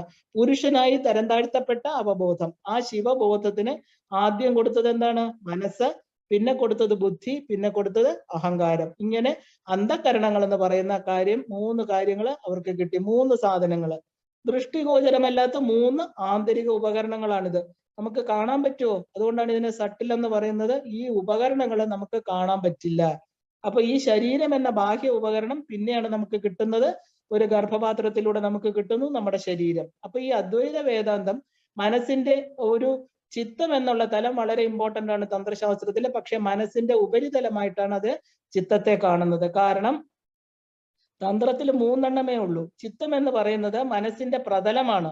അതുകൊണ്ട് അതിനെ മറ്റൊന്നായിട്ട് എണ്ണുന്നില്ല എന്നുള്ളതേ ഉള്ളൂ. ചിത്തം 4 പാർട്ടാണ് സാധാരണഗതിയിൽ എല്ലാത്തിലും പറയുന്നത്. പക്ഷെ തന്ത്രശാസ്ത്രം പറയുന്നു മനസ്സും ചിത്തവും ഒന്ന് ചേർന്നിരിക്കണം. നമുക്കതിനെ വേർതിരിക്കാൻ പറ്റില്ല. കാരണം ആണവമലം പോലെ ജന്മനാലെ മനസ്സിനോട് ചേർന്ന് കിടക്കുന്ന ആ മായാശക്തിയാണ് ചിത്തമായിട്ട് രൂപാന്തരം പ്രാപിച്ചിരിക്കുന്നത്. അതുകൊണ്ടാണ് അത് എണ്ണാത്തത്. അപ്പൊ മായയുടെ ലോകത്തിലെ ജീവിതം, അതായത് പ്രതിപ്രവർത്തനങ്ങള്, ഇവയുടെ ചക്രങ്ങളിൽപ്പെട്ട് തീവ്രമായ ഒരു ഘട്ടത്തില് നമ്മൾ അവബോധം 4ാമത്തെ ഉപകരണം തേടും. ഏതാണ്? നമ്മുടെ ശരീരം. അപ്പോ ഈ പ്രതിപ്രവർത്തനം എന്ന് പറഞ്ഞാൽ കർമ്മഫലങ്ങൾ അനുഭവിക്കാൻ, ഇനി എനിക്ക് ഇതിൽ നിന്ന് മോചനം വേണം, എന്റെ ആനന്ദമയമായിരിക്കുന്ന വീട്ടിലേക്ക് പോകണം, ഈ ശരീരം ഉപേക്ഷിച്ച് കഴിഞ്ഞാലും ആത്മാവ് സ്ട്രഗിൾ ചെയ്യും. അതിനാണ് നമ്മൾ സുഖം, ദുഃഖം, നരകം, സ്വർഗം എന്നൊക്കെ പറയുന്നത്. എവിടെ ഇരുന്നാലും ഈ അവസാന യാത്ര, അവസാനമായിരിക്കുന്ന ആനന്ദമയ ആ ഒരു തലത്തിൽ അവന്റെ വീട്ടിൽ ചെന്നാലേ ആത്മാവിന് മോക്ഷമുള്ളൂ. അപ്പൊ അതുവരെ അത് കടന്ന് സ്ട്രഗിൾ ചെയ്യും. അപ്പൊ എന്ത് ചെയ്യും? പ്രതിപ്രവർത്തനങ്ങൾ, ഈ കർമ്മഫലത്തെ കുറയ്ക്കാൻ ഒരു ശരീരം വേണം എന്ന് പറഞ്ഞിട്ട് ഈ ആത്മാവ് സ്ട്രഗിൾ ചെയ്യുമ്പോൾ എന്ത് കിട്ടും? 4ാമത്തെ ഉപകരണമായിരിക്കുന്ന ശരീരം. അതാണ് കാണപ്പെടുന്ന സ്ഥൂല ശരീരം. അവബോധം ശരീര ലോകത്തേക്ക് ജനിക്കുകയാണ് 4 ഉപകരണങ്ങളോടുകൂടി. എന്തൊക്കെയാണ്? ഈ സ്ഥൂല ശരീരം, 3 അന്ധകരണങ്ങള്. അപ്പൊ മായയുടെ ലോകത്ത്, കാണപ്പെടുന്ന ലോകത്തില് 3 ആന്തരിക ഉപകരണങ്ങളുമായിട്ട് നമ്മളെ ഓരോ ജീവനും വന്ന് പിറക്കുന്നു. ശരീരം കിട്ടുന്നതോടുകൂടി ആ പരിമിത ബോധം ഞാൻ എന്നുള്ള ജീവാത്മാവായിട്ട് തീരുന്നു. അപ്പൊ നമ്മളെ ശരീരമുള്ള ആത്മാക്കളാണ്. അങ്ങനെ ലക്ഷോപലക്ഷം ആത്മാക്കളാണ് ഇവിടെ വരുന്നു, പോകുന്നു, അനസ്യൂതം ജനനം നടക്കുന്നു, അതുപോലെ മരണം നടക്കുന്നു. ശരീരം സ്വീകരിക്കുന്നു, ശരീരം ഉപേക്ഷിക്കുന്നു. ഇത് ഇവിടെ മാത്രമാണോ? ഇല്ല. എവിടെയൊക്കെ മനുഷ്യരുണ്ടോ, എവിടെയൊക്കെ ആത്മാക്കൾ ശരീരങ്ങൾ സ്വീകരിക്കുന്നു, ഈവൻ മനുഷ്യര് മാത്രമല്ല, എല്ലാം ആ ഒരു ജന്തു മൃഗാദികളെല്ലാം തന്നെ ശരീരങ്ങള് സ്വീകരിക്കുകയും ഉപേക്ഷിക്കുകയും ചെയ്തുകൊണ്ടേയിരിക്കുന്നു. അപ്പോ എന്താണ്? ലക്ഷോപലക്ഷം ആത്മാക്കൾ ദൈനംദിനം വന്നുകൊണ്ട് വരികയും പോവുകയും ചെയ്യണം. ഇതിനെയാണ് നമ്മൾ ജീവിതം, ഈ ഒരു ജീവിതമാകുന്ന സ്റ്റേജ്, ആ ഒരു ജനനം കഴിഞ്ഞതിന് ശേഷം മാത്രമേ ജീവിതം എന്ന് പറയുള്ളൂ. ജനിച്ചവരൊക്കെ എന്താ? ജീവികളാണ്, ജന്തുക്കളാണ്. അവർക്ക് ശരീരം കിട്ടി. അവരെ നമ്മൾ, മരിച്ച ഒരാളിനെ നമ്മൾ ജന്തു എന്ന് പറയോ? ഇല്ല. കാരണം അവരുടെ ശരീരം ഇവിടെ ഉപേക്ഷിച്ചു. അപ്പൊ ഈ ജീവിതം എന്ന് പറയുന്നത് സംസാര സാഗരം എന്നൊക്കെ നമ്മൾ പറയും. അതാണ് ഈ പറയുന്ന ജീവിതം. അതായത് ആത്മാവിനെ, ശരീരം എന്ന് പറയുന്ന സ്ഥൂലമായിട്ടൊരു വസ്തുവും അവന്റെ 3 അന്ധകരണങ്ങൾ, ഒന്ന് ബാഹ്യവും ഒന്ന് ആന്തരികവും, ആ 2 തലത്തിൽ കൂടെ ജീവാത്മാവ് ഈ ഒരു പ്രപഞ്ചത്തിൽ വന്ന് ജനിച്ച് ജീവിക്കുന്നതിനെയാണ് നമ്മൾ ജീവിതം എന്ന് പറയുന്നത്. ആത്മാവിന്റെ തന്ത്രയുടെ പശ്ചാത്തലത്തിൽ ഒന്നുകൂടി ആഴത്തിൽ മനസ്സിലാക്കാൻ നമ്മൾ ശ്രമിക്കണം. കാരണം ആത്മാവാണ് എല്ലാം. ആത്മാവെന്ന് പറയുന്നത് മനസ്സ് തന്നെയാണ്. ആ മനസ്സ് അത്രയ്ക്കും ആത്മാവുമായിട്ട് ചേർന്നിരിക്കുക. ഇപ്പൊ കാശ്മീർ ശൈവ ദർശനത്തില് ആ ഒരു പ്രത്യഭിജ്ഞാ തന്ത്രത്തെ ആസ്പദമാക്കിയാണ് നമ്മൾ മനസ്സിനെ പഠിക്കുന്നത്. കാരണം കാശ്മീർ തന്ത്രം എന്ന് പറയുന്നത് നമ്മുടെ നമ്മുടെ എന്താ പറയാ, പരാശക്തി, ശക്തി ബോധവുമായിട്ട് വളരെയധികം ബന്ധപ്പെട്ട് കിടക്കുകയാണ്. അപ്പൊ നമ്മൾ അതിനെ ഒന്ന് മനസ്സിലാക്കുന്നത് എന്താണ്, എങ്ങനെയാണ്? അനാദിയായതുകൊണ്ട് ആ ഒരു ശുദ്ധ അവബോധത്തെയാണ് നമ്മൾ ശിവം എന്ന് വിളിക്കുന്നത്. ആ അവബോധത്തിന്റെ ശക്തിയാണ് ഊർജം അഥവാ എനർജി. ആ ഊർജത്തിൽ നിന്നാണ് ദ്രവ്യം ഉണ്ടാകുന്നത്. നമ്മൾ കണ്ടു, E = mc² എന്ന് പറയുന്നത് ദ്രവ്യം അഥവാ മാറ്റർ എന്ന് പറയുന്നത് എനർജിയുടെ വൈബ്രേഷൻ ആണ്. അത് പ്രകാശത്തിന്റെ വേഗതയേക്കാൾ കൂടുന്നത് കൊണ്ട് ആണ് ഉള്ള അവസ്ഥാന്തരമാണിത്. പ്രകാശത്തിന്റെ കാര്യം വരാൻ കാരണം എന്താ? E = mc². പ്രകാശമാണ് ശിവൻ. ശിവൻ പ്രകാശ വപുസേ നമ. ശിവൻ എന്ന് പറഞ്ഞാൽ എന്താ? ടോട്ടൽ പ്രകാശമാണ്. അപ്പൊ പ്രജ്ഞാനമായിട്ടുള്ള ശിവനാണ് വന്നിരിക്കുന്നത്, അല്ലെ? അപ്പൊ ശിവൻ പ്രകാശമാണ്. ഊർജം എന്നത് ദ്രവ്യത്തിന്റെ വൈബ്രേഷൻ ആണ്. അപ്പൊ പ്രകാശത്തിന്റെ വേഗതയേക്കാൾ കൂടുമ്പോൾ വരുന്ന ഒരു ട്രാൻസ്ഫോർമേഷൻ ആണത്. ഊർജമാണ് തന്ത്രത്തിലെ ശക്തി. അപ്പൊ ശിവനും ശക്തിയും, ശിവവും ശക്തിയും, അവബോധവും അതിന്റെ ഊർജവും ദ്രവ്യവും ഒന്നായിട്ടാണ് പണ്ട് നിലനിന്നത്. എപ്പോഴ്? സൃഷ്ടിക്ക് മുമ്പേ. ഈ അവബോധം, അതിന്റെ ഊർജം, മാറ്ററും എനർജിയും അവബോധവും കൂടെ ഒറ്റ ഇതിലായിട്ട് നിന്നു. പക്ഷെ അതിനെയാണ് നമ്മൾ തന്ത്രം പരാസംവിത്ത് എന്ന് വിളിച്ചത്. അപ്പൊ ഇച്ഛാശക്തിയുടെ പ്രേരണ കൊണ്ട് സൃഷ്ടിക്ക് ആഗ്രഹം വന്ന ശിവൻ എന്ത് ചെയ്തു? സൃഷ്ടിക്ക് ആഗ്രഹം വന്നപ്പോൾ ശക്തിയോട് പറഞ്ഞപ്പോ ശക്തി ശിവനെ പുറത്തേക്ക് നീക്കി. അല്ലാതെ ശക്തി പുറത്തേക്ക് വന്നല്ല, ശിവനെ പുറത്തേക്ക് നീക്കി. അതിനെയാണ് തന്ത്രയില് മഹാമൈഥുനം എന്ന് പറയുന്നത്. നമ്മൾ യോനി മുദ്രയൊക്കെ കാണിക്കുന്ന മഹായോനി, എല്ലാത്തിന്റെയും സൃഷ്ടി പ്രവാഹം അവിടെ നിന്നാണ് തുടങ്ങുന്നത്. അങ്ങനെ അവബോധവും അതിന്റെ ഊർജ ദ്രവ്യ ശക്തിയും പുറത്തേക്ക് പ്രവഹിച്ചു. അപ്പൊ ശിവൻ പ്രകാശം, ശക്തി വിമർശമാകുന്ന കണ്ണാടി, അല്ലെ? ശിവന്റെ പ്രകാശത്തെ ശക്തി പ്രതിഫലിപ്പിച്ചതാണ് ഈ മഹാപ്രപഞ്ചം. ആത്മാവെന്നത് ശിവം ശക്തിയിൽ പ്രതിഫലിച്ചതാണ്. ശക്തിയിൽ പ്രതിഫലിച്ച നമ്മൾ ഓരോരുത്തരും ശിവന്റെ പ്രതിഫലനമാണ്. പ്രതിഫലനം എന്ന് പറയുന്നത് എന്താ? എപ്പോ വേണമെങ്കിലും നഷ്ടപ്പെട്ടു പോകാം, അല്ലെ? അത് ശാശ്വതമല്ല. ശാശ്വതമായിരിക്കുന്ന എന്താണ്? ശിവമാണ്. അപ്പൊ ശക്തി ഓരോ യൂണിറ്റിലും പ്രതിഫലിക്കുന്നതാണ്. ആത്മാവ്. ഇപ്പൊ ഞാനും നിങ്ങളും ശക്തിയിൽ പ്രതിഫലിപ്പിക്കപ്പെട്ട പരിമിതമായിട്ടുള്ള ആത്മാവാണ്. അതായത് പരമശിവൻ ശക്തിയുടെ പല പല യൂണിറ്റുകളിൽ പ്രതിഫലിക്കുന്നതാണ് ആത്മാക്കൾ. ഇത് മനസ്സിലാക്കാൻ നമുക്ക് ഒരു ചെറിയ ഉദാഹരണം നോക്കാം. നിലാവുള്ള ഒരു രാത്രിയിൽ 100 കുടം വെള്ളം നിറച്ചു വെക്കൂ. അപ്പൊ ആ 100 കുടത്തില് ചന്ദ്രൻ പ്രതിബിംബിക്കും. എല്ലാ കുടത്തിലും നമുക്ക് ചന്ദ്രനെ കാണാം. അതാണ് നമ്മൾ ആത്മാക്കള്. എന്നാൽ ചന്ദ്രൻ ആകാശത്ത് ഒന്നേ ഉള്ളൂ. ആകാശത്തെ ചന്ദ്രനേക്കാൾ പരിമിതപ്പെട്ടതാണ് കുടത്തിലെ ചന്ദ്രൻ എന്ന് നമുക്കറിയാം. ആകാശത്തില് കുറച്ചുകൂടെ ചന്ദ്രൻ മേഘങ്ങൾക്കനുസരിച്ച് നീങ്ങുന്ന ചന്ദ്രനെ കാണാം. പക്ഷെ കുടത്തിലെ ചന്ദ്രനോ കുടമാകുന്ന ശരീരത്തില് പരിമിതപ്പെട്ടു പോയി. നമ്മൾ ഓരോരുത്തരും ആ ശിവന്റെ പ്രതിഫലനമായിരിക്കുന്ന ശക്തി നമ്മുടെ ശരീരത്തിൽ എന്താ ആ ഒരു പരിമിതപ്പെട്ട ആ ഒരു ശിവബോധം ഈ എനർജി ആകുന്ന ശരീരത്തിൽ വന്ന് വീണിരിക്കുന്നു. അപ്പോ അൺലിമിറ്റഡ് കോൺഷ്യസ്നെസ് ശക്തിയുടെ വിവിധ യൂണിറ്റുകളില് ലിമിറ്റഡ് കോൺഷ്യസ്നെസ് ആയിട്ട് പ്രതിഫലിക്കുന്നു. ഇതാണ് ആത്മാക്കൾ എന്ന് പറയുന്ന നമ്മള് ഓരോരുത്തരും. കുടത്തിലെ ജലം, ആ കുടത്തിലെ ജലം എന്താണ്? ശക്തിയാണ്, അല്ലെ? ശക്തിയിൽ മാത്രമേ ശിവൻ പ്രതിഫലിക്കൂ, അല്ലാത്ത ഒരിടത്തും ഇല്ല. എല്ലാം ഈ അചരങ്ങളും ചരങ്ങളുമായിരിക്കുന്നതിൽ എല്ലാത്തിലും വൈബ്രേഷൻ കുറവുള്ളതിനെ നമ്മൾ അചരം എന്ന് വിളിച്ചു, വൈബ്രേഷൻ കൂടുതലുള്ളതിനെ ചരം എന്ന് വിളിച്ചു.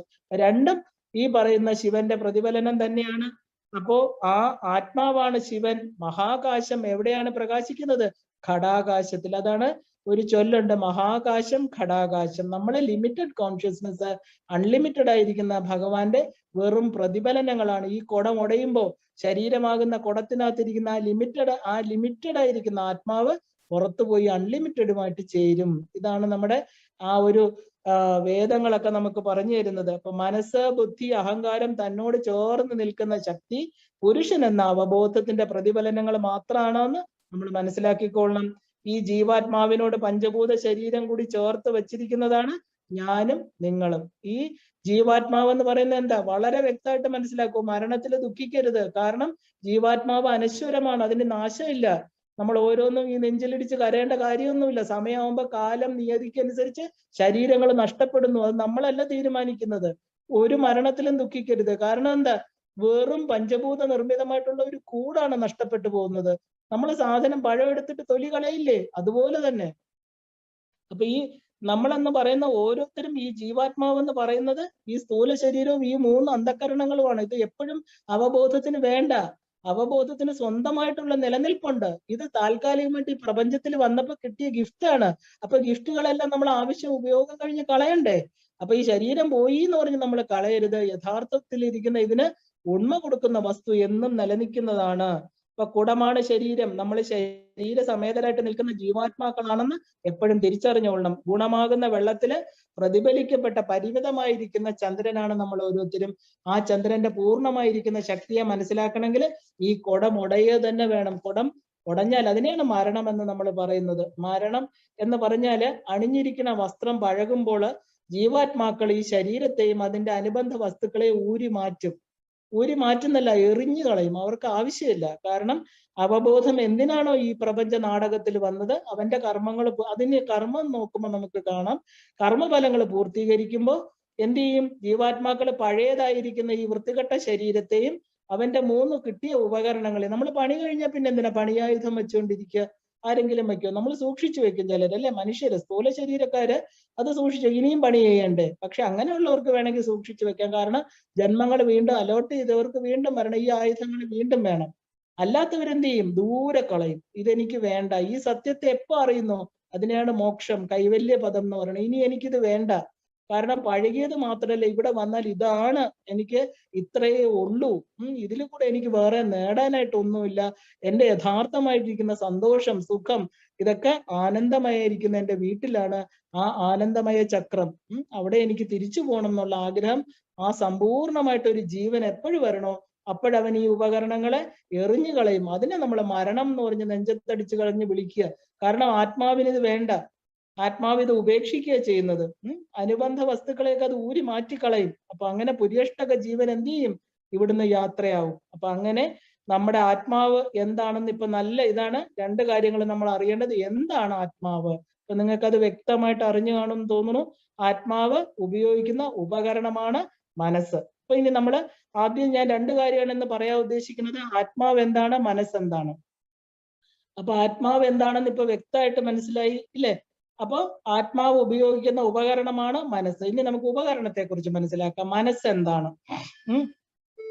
അപ്പൊ എന്നാൽ മാത്രമല്ലേ നമുക്ക് മനസ്സാണ് ഈ ആത്മാവിനോട് ചേർന്ന് ഏറ്റവും എന്താ പറയാ ആത്മബന്ധു, അല്ലെങ്കിൽ ഏറ്റവും വലിയ കൂട്ടുകാരൻ, നമുക്ക് കർമ്മഫലങ്ങളെ ഉണ്ടാക്കി തരുന്നത്, നമ്മുടെ വിഷമവൃത്തങ്ങളിൽ നമ്മളെ ചലിപ്പിക്കുന്നത്, ചെയ്യരുതാത്തത് ചെയ്യിപ്പിക്കുന്നത്, സദാ നമ്മളെ കൊണ്ട് ചഞ്ചലചിത്തരായിട്ട് നമ്മളെ കൊണ്ട് ഓരോ പ്രവൃത്തികൾ തെറ്റും ശരിയും മാറി മാറി പ്രതിഫലിച്ചുകൊണ്ടിരിക്കുന്ന ഒരു വിശേഷപ്പെട്ട കാണാൻ പറ്റാത്ത വസ്തു. ഈ പറയുന്ന പുര്യഷ്ടക, ഈ പറയുന്ന അവബോധത്തിന് ആദ്യം കൊടുത്ത 3 ഉപകരണങ്ങളിലെ ഏറ്റവും പ്രധാനപ്പെട്ട സംഭവമാണ് മനസ്സ്. അപ്പൊ അതിനെ എങ്ങനെ ഉപയോഗിക്കണം? ഈ ആത്മാവ് എന്ന് പറയുന്ന ആള് സാക്ഷിഭാവത്തിലിരിക്കണം. ഈ മനസ്സ് തോന്നിയതുപോലെ എന്തൊക്കെയോ ചെയ്ത് കർമ്മങ്ങൾ ഉണ്ടാക്കണം, വീണ്ടും ജന്മങ്ങൾ നേടിക്കൊണ്ടേയിരിക്കണം. അപ്പൊ ഈ ഒരു ഉപകരണമാണ് എന്ന് അറിയണം മനസ്സിനെ. അതായത് മനസ്സ്, അതായത് അത് നമുക്ക് ആദ്യം കിട്ടിയ ഗിഫ്റ്റാണ്. അതിനെ നല്ലവണ്ണം ഉപയോഗിച്ചാൽ ആ ഒരു ബന്ധമോക്ഷ ഹേതുഹു, നമ്മുടെ എല്ലാത്തിനും ബന്ധത്തിനും മോക്ഷത്തിനും രാമനോട് പറയുന്ന യോഗവാസിഷ്ഠത്തിൽ എന്താ?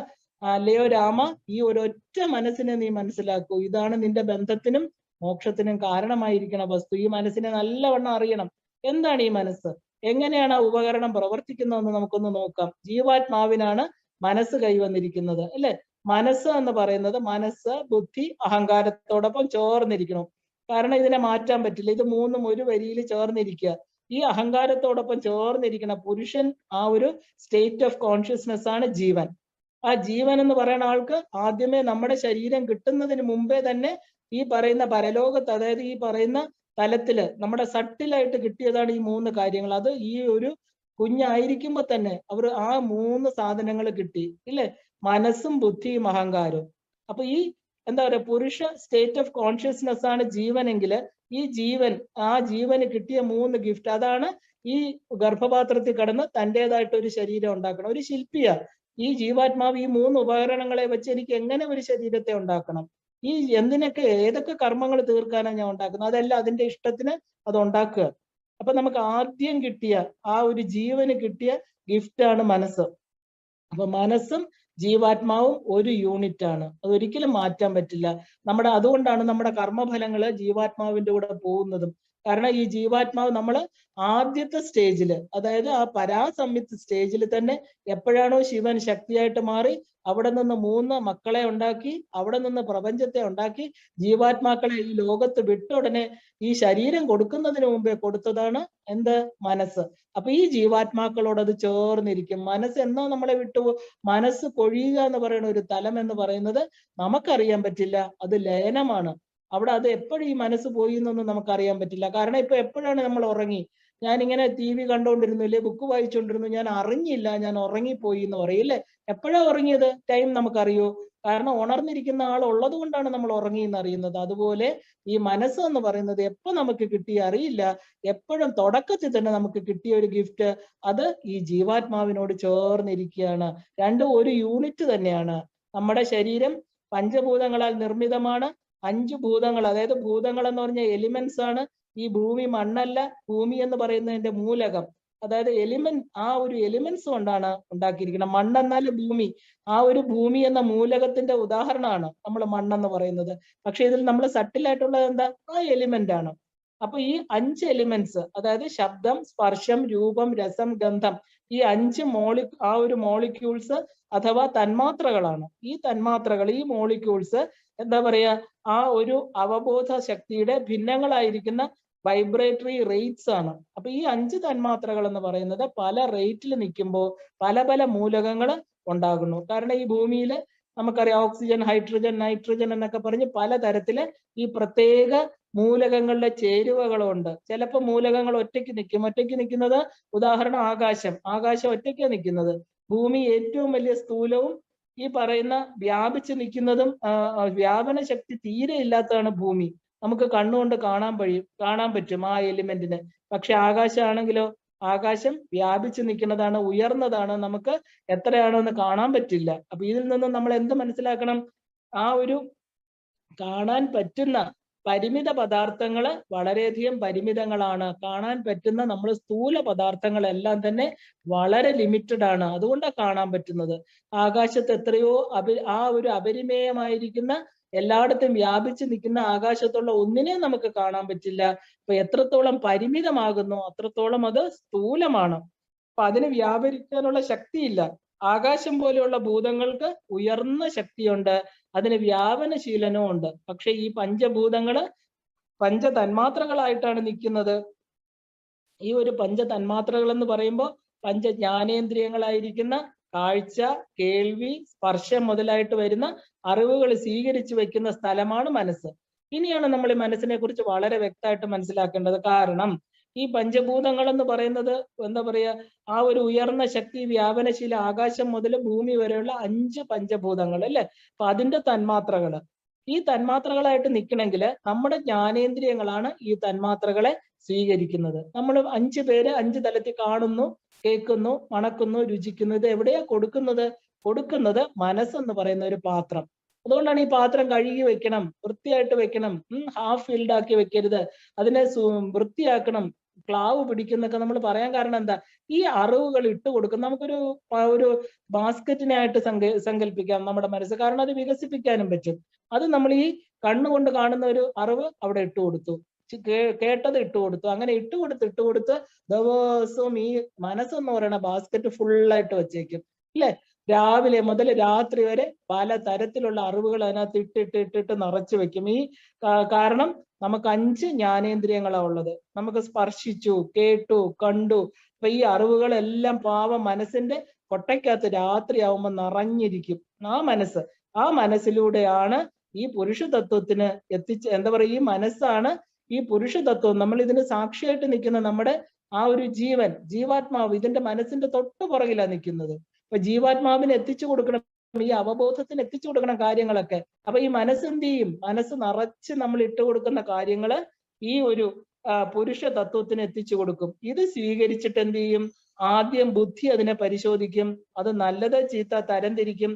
മനസ്സ് ആ ഒരു അവബോധം അഥവാ ആത്മാവിന് എത്തിച്ചു കൊടുക്കും. ഇതാണ് അവിടെ നടക്കുന്ന പ്രോസസ്സ്. അപ്പൊ ഇതെല്ലാം ചെയ്യാനുള്ള ഒരു സോർട്ടിങ് അല്ലെങ്കിൽ ഡിസ്ട്രിബ്യൂഷൻ ഉപകരണമാണ് മനസ്സ്. അല്ല, മനസ്സിന് പ്രത്യേകിച്ച് കഴിവൊന്നുമില്ല.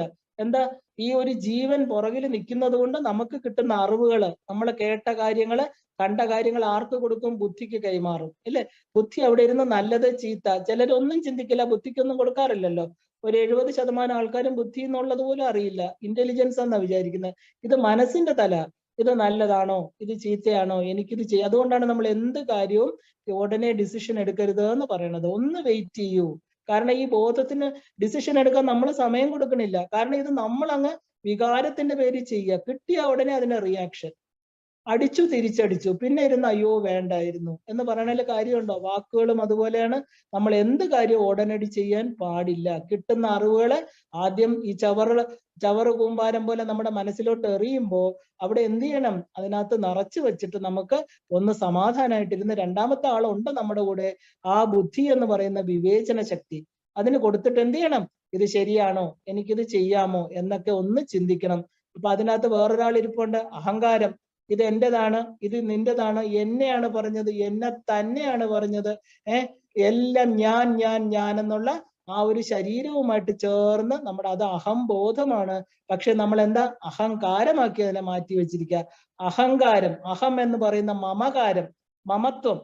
അപ്പൊ ഉടനെ പറയും ഇത് എന്നെ കുറിച്ച് പറഞ്ഞു, മറ്റവര് പറഞ്ഞു, ഈ വാർത്തയാണ് ഞാൻ കണ്ണിൽ കണ്ടു. മനസ്സിന് ഇതിനകത്ത് റോളുണ്ടോ? ആലോചിച്ച് നോക്കൂ. മനസ്സ് പാവം, അതിനൊന്നും ചെയ്യാനില്ല. അതൊരു ചവറ്റുകുട്ട പോലെ എല്ലാം ഏറ്റെടുത്ത് അവിടെ ഇങ്ങനെ ഇരിക്കുക. നമ്മൾ എന്ത് ചെയ്യണു, കാണുന്ന കാര്യങ്ങളും കേൾക്കുന്ന കാര്യങ്ങളും മണക്കുന്ന കാര്യങ്ങളും എല്ലാം അതിന് ഇട്ട് കൊടുത്തിട്ട് അതിൻ്റെ അടുത്ത് പറയണു ചെയ്യും. ഉടനെ മനസ്സിന് പ്രത്യേകിച്ച് കർമ്മങ്ങളൊന്നുമില്ല. എന്താ, നമ്മുടെ ആ ഒരു കർമ്മേന്ദ്രിയങ്ങളെ പ്രോത്സാഹിപ്പിക്കുക. അത് ചെയ്യ്, അടിക്കുക, ഇടിക്കുക, ഇല്ലെങ്കിൽ അങ്ങനെ ചെയ്യ്, ഇങ്ങനെ ചെയ്യുന്നൊക്കെ പറയാം. മറ്റേ ആളെ വിളിച്ച് പരാതി പറഞ്ഞു, ഈശ്വരനെ വിളിച്ച് സങ്കടം പറഞ്ഞു. മനസ്സ് എന്ത് ചെയ്യണം, പതുക്കെ അത് ബുദ്ധിക്ക് കൊടുക്കണം സമാധാനമായിട്ട്. കാരണം ഇതിൽ തീരുമാനം, ഡിസിഷൻ എടുക്കേണ്ട ആളാരാ, ബോധമാണ്. ഈ ബോധമാണ് ഈശ്വരൻ. ആ ഈശ്വരന് കുറച്ച് സമയം കൊടുക്കണം.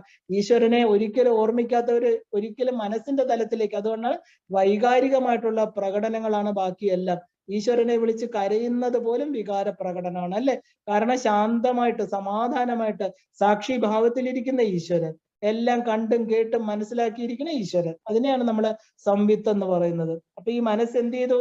ആ ഈ വന്നിരിക്കുന്ന അറിവുകളെ എല്ലാം ബുദ്ധിക്ക് കൊടുത്തു. ബുദ്ധി അതിനെ തരംതിരിച്ചു. അതാണ് ശരിക്കും പറഞ്ഞ ഡിസ്ട്രിബ്യൂഷൻ. ആ ഒരു സോർട്ടിങ് ആൻഡ് ഡിസ്ട്രിബ്യൂഷൻ ഉപകരണമാണ് മനസ്സ്. സോർട്ടിങ്ങിന് വേണ്ടി ആർക്ക് കൊടുത്തു? ബുദ്ധിക്ക് കൊടുത്തു. അപ്പൊ ആ ഒരു കോഗ്നേഷൻ അഥവാ മനസ്സിലാക്കാനുള്ള ശക്തിയാണ് അവിടെ നടന്നുകൊണ്ടിരിക്കുന്നത്. അപ്പോൾ ഒരു വിളക്കിനെ കാണുമ്പോൾ കണ്ണ് അതെന്ത് ചെയ്തു? കണ്ണിന്റെ കൃഷ്ണമണിയിലൂടെ അതിന്റെ പ്രതിഫലനം എന്ത് ചെയ്തു? ജ്ഞാനേന്ദ്രിയത്തിലെ കൂടെ കടന്ന് മനസ്സിന്റെ പ്രതലത്തില് പതിപ്പിച്ചു. അപ്പൊ ആ വിളക്കിനെ കുറിച്ച് നമുക്ക് ഇതെല്ലാം ഫ്രാക്ഷൻ ഓഫ് എ സെക്കൻഡിൽ നടക്കും. ഇത് എന്ത് വിളക്ക്? വട്ട വിളക്കാണോ? ലക്ഷ്മി വിളക്കാണോ? ഇതിൽ എത്ര തിരിയിട്ടിരിക്കണോ? എല്ലാ കാര്യങ്ങളും ആ കണ്ണാകുന്ന കാഴ്ചശക്തിയാകുന്ന ഇന്ദ്രിയം നമ്മുടെ മനസ്സിന് ഇട്ടുകൊടുത്തു. ഉടനെ മനസ്സത് ബുദ്ധിക്ക് കൊടുത്തു. ബുദ്ധി നമ്മളോട് പറഞ്ഞു ഇത് വെള്ളി വിളക്കാണ്, ഇല്ലെങ്കിൽ സ്വർണ്ണ വിളക്കാണ്, ഇല്ലെങ്കിൽ എന്താ പറയുക ചെമ്പിന്റെ വിളക്കാണ്, ഓട് വിളക്കാണ്. ഉടനെ നമുക്ക് ഉത്തരം കിട്ടി. അപ്പൊ അത് ഉടനെ ചിന്തിച്ചു, ഇത് ആരുടെ വിളക്ക്? ഇത് എന്റെയാണോ നിന്റെയാണോ? ഉടനെ ഇത് എന്റേതല്ല, ഇത് ഞാൻ കണ്ടതാണോ എന്നുള്ള 3 കാര്യങ്ങൾ ഉടനെ തീരുമാനിക്കപ്പെട്ടു. അപ്പൊ ഇതിനെല്ലാം ഈ പ്രവർത്തന ശക്തി കൊടുത്തുകൊണ്ട് ശാന്തമായിട്ട് ഈ പറയുന്ന ജീവാത്മാവ് പുറകിൽ ഇങ്ങനെ നിൽക്കുകയാണ്. അപ്പോ ഈ എന്താ പറയാ നമുക്ക് ബുദ്ധി അതിന്റെ ആ ഒരു ബുദ്ധി നല്ലത് ചീത്തെന്നൊക്കെ തരംതിരിക്കുമ്പോൾ ഈ ആത്മാവെന്ന് പറയുന്ന ബോധം, ആ അവബോധത്തില് നമുക്ക് ഒരു അറിവുണ്ടാകും. അതാണ് അറിവിലുമേറെ അറിയുന്നവൻ തൻ. നമ്മൾ അറിവുകളെല്ലാം മനസ്സിൽ വരുന്നു. പക്ഷെ ഈ ആൾ അവിടെ നിൽക്കുന്നത് കൊണ്ട് ഇദ്ദേഹം എന്ത് ചെയ്തു? ആ അറിവാക്കി മാറ്റുന്നത്, നമുക്ക് ഒരു തീരുമാനമെടുക്കാനുള്ള കഴിവ്, ഊർജം അല്ലെങ്കിൽ ശക്തി കിട്ടുന്നത്.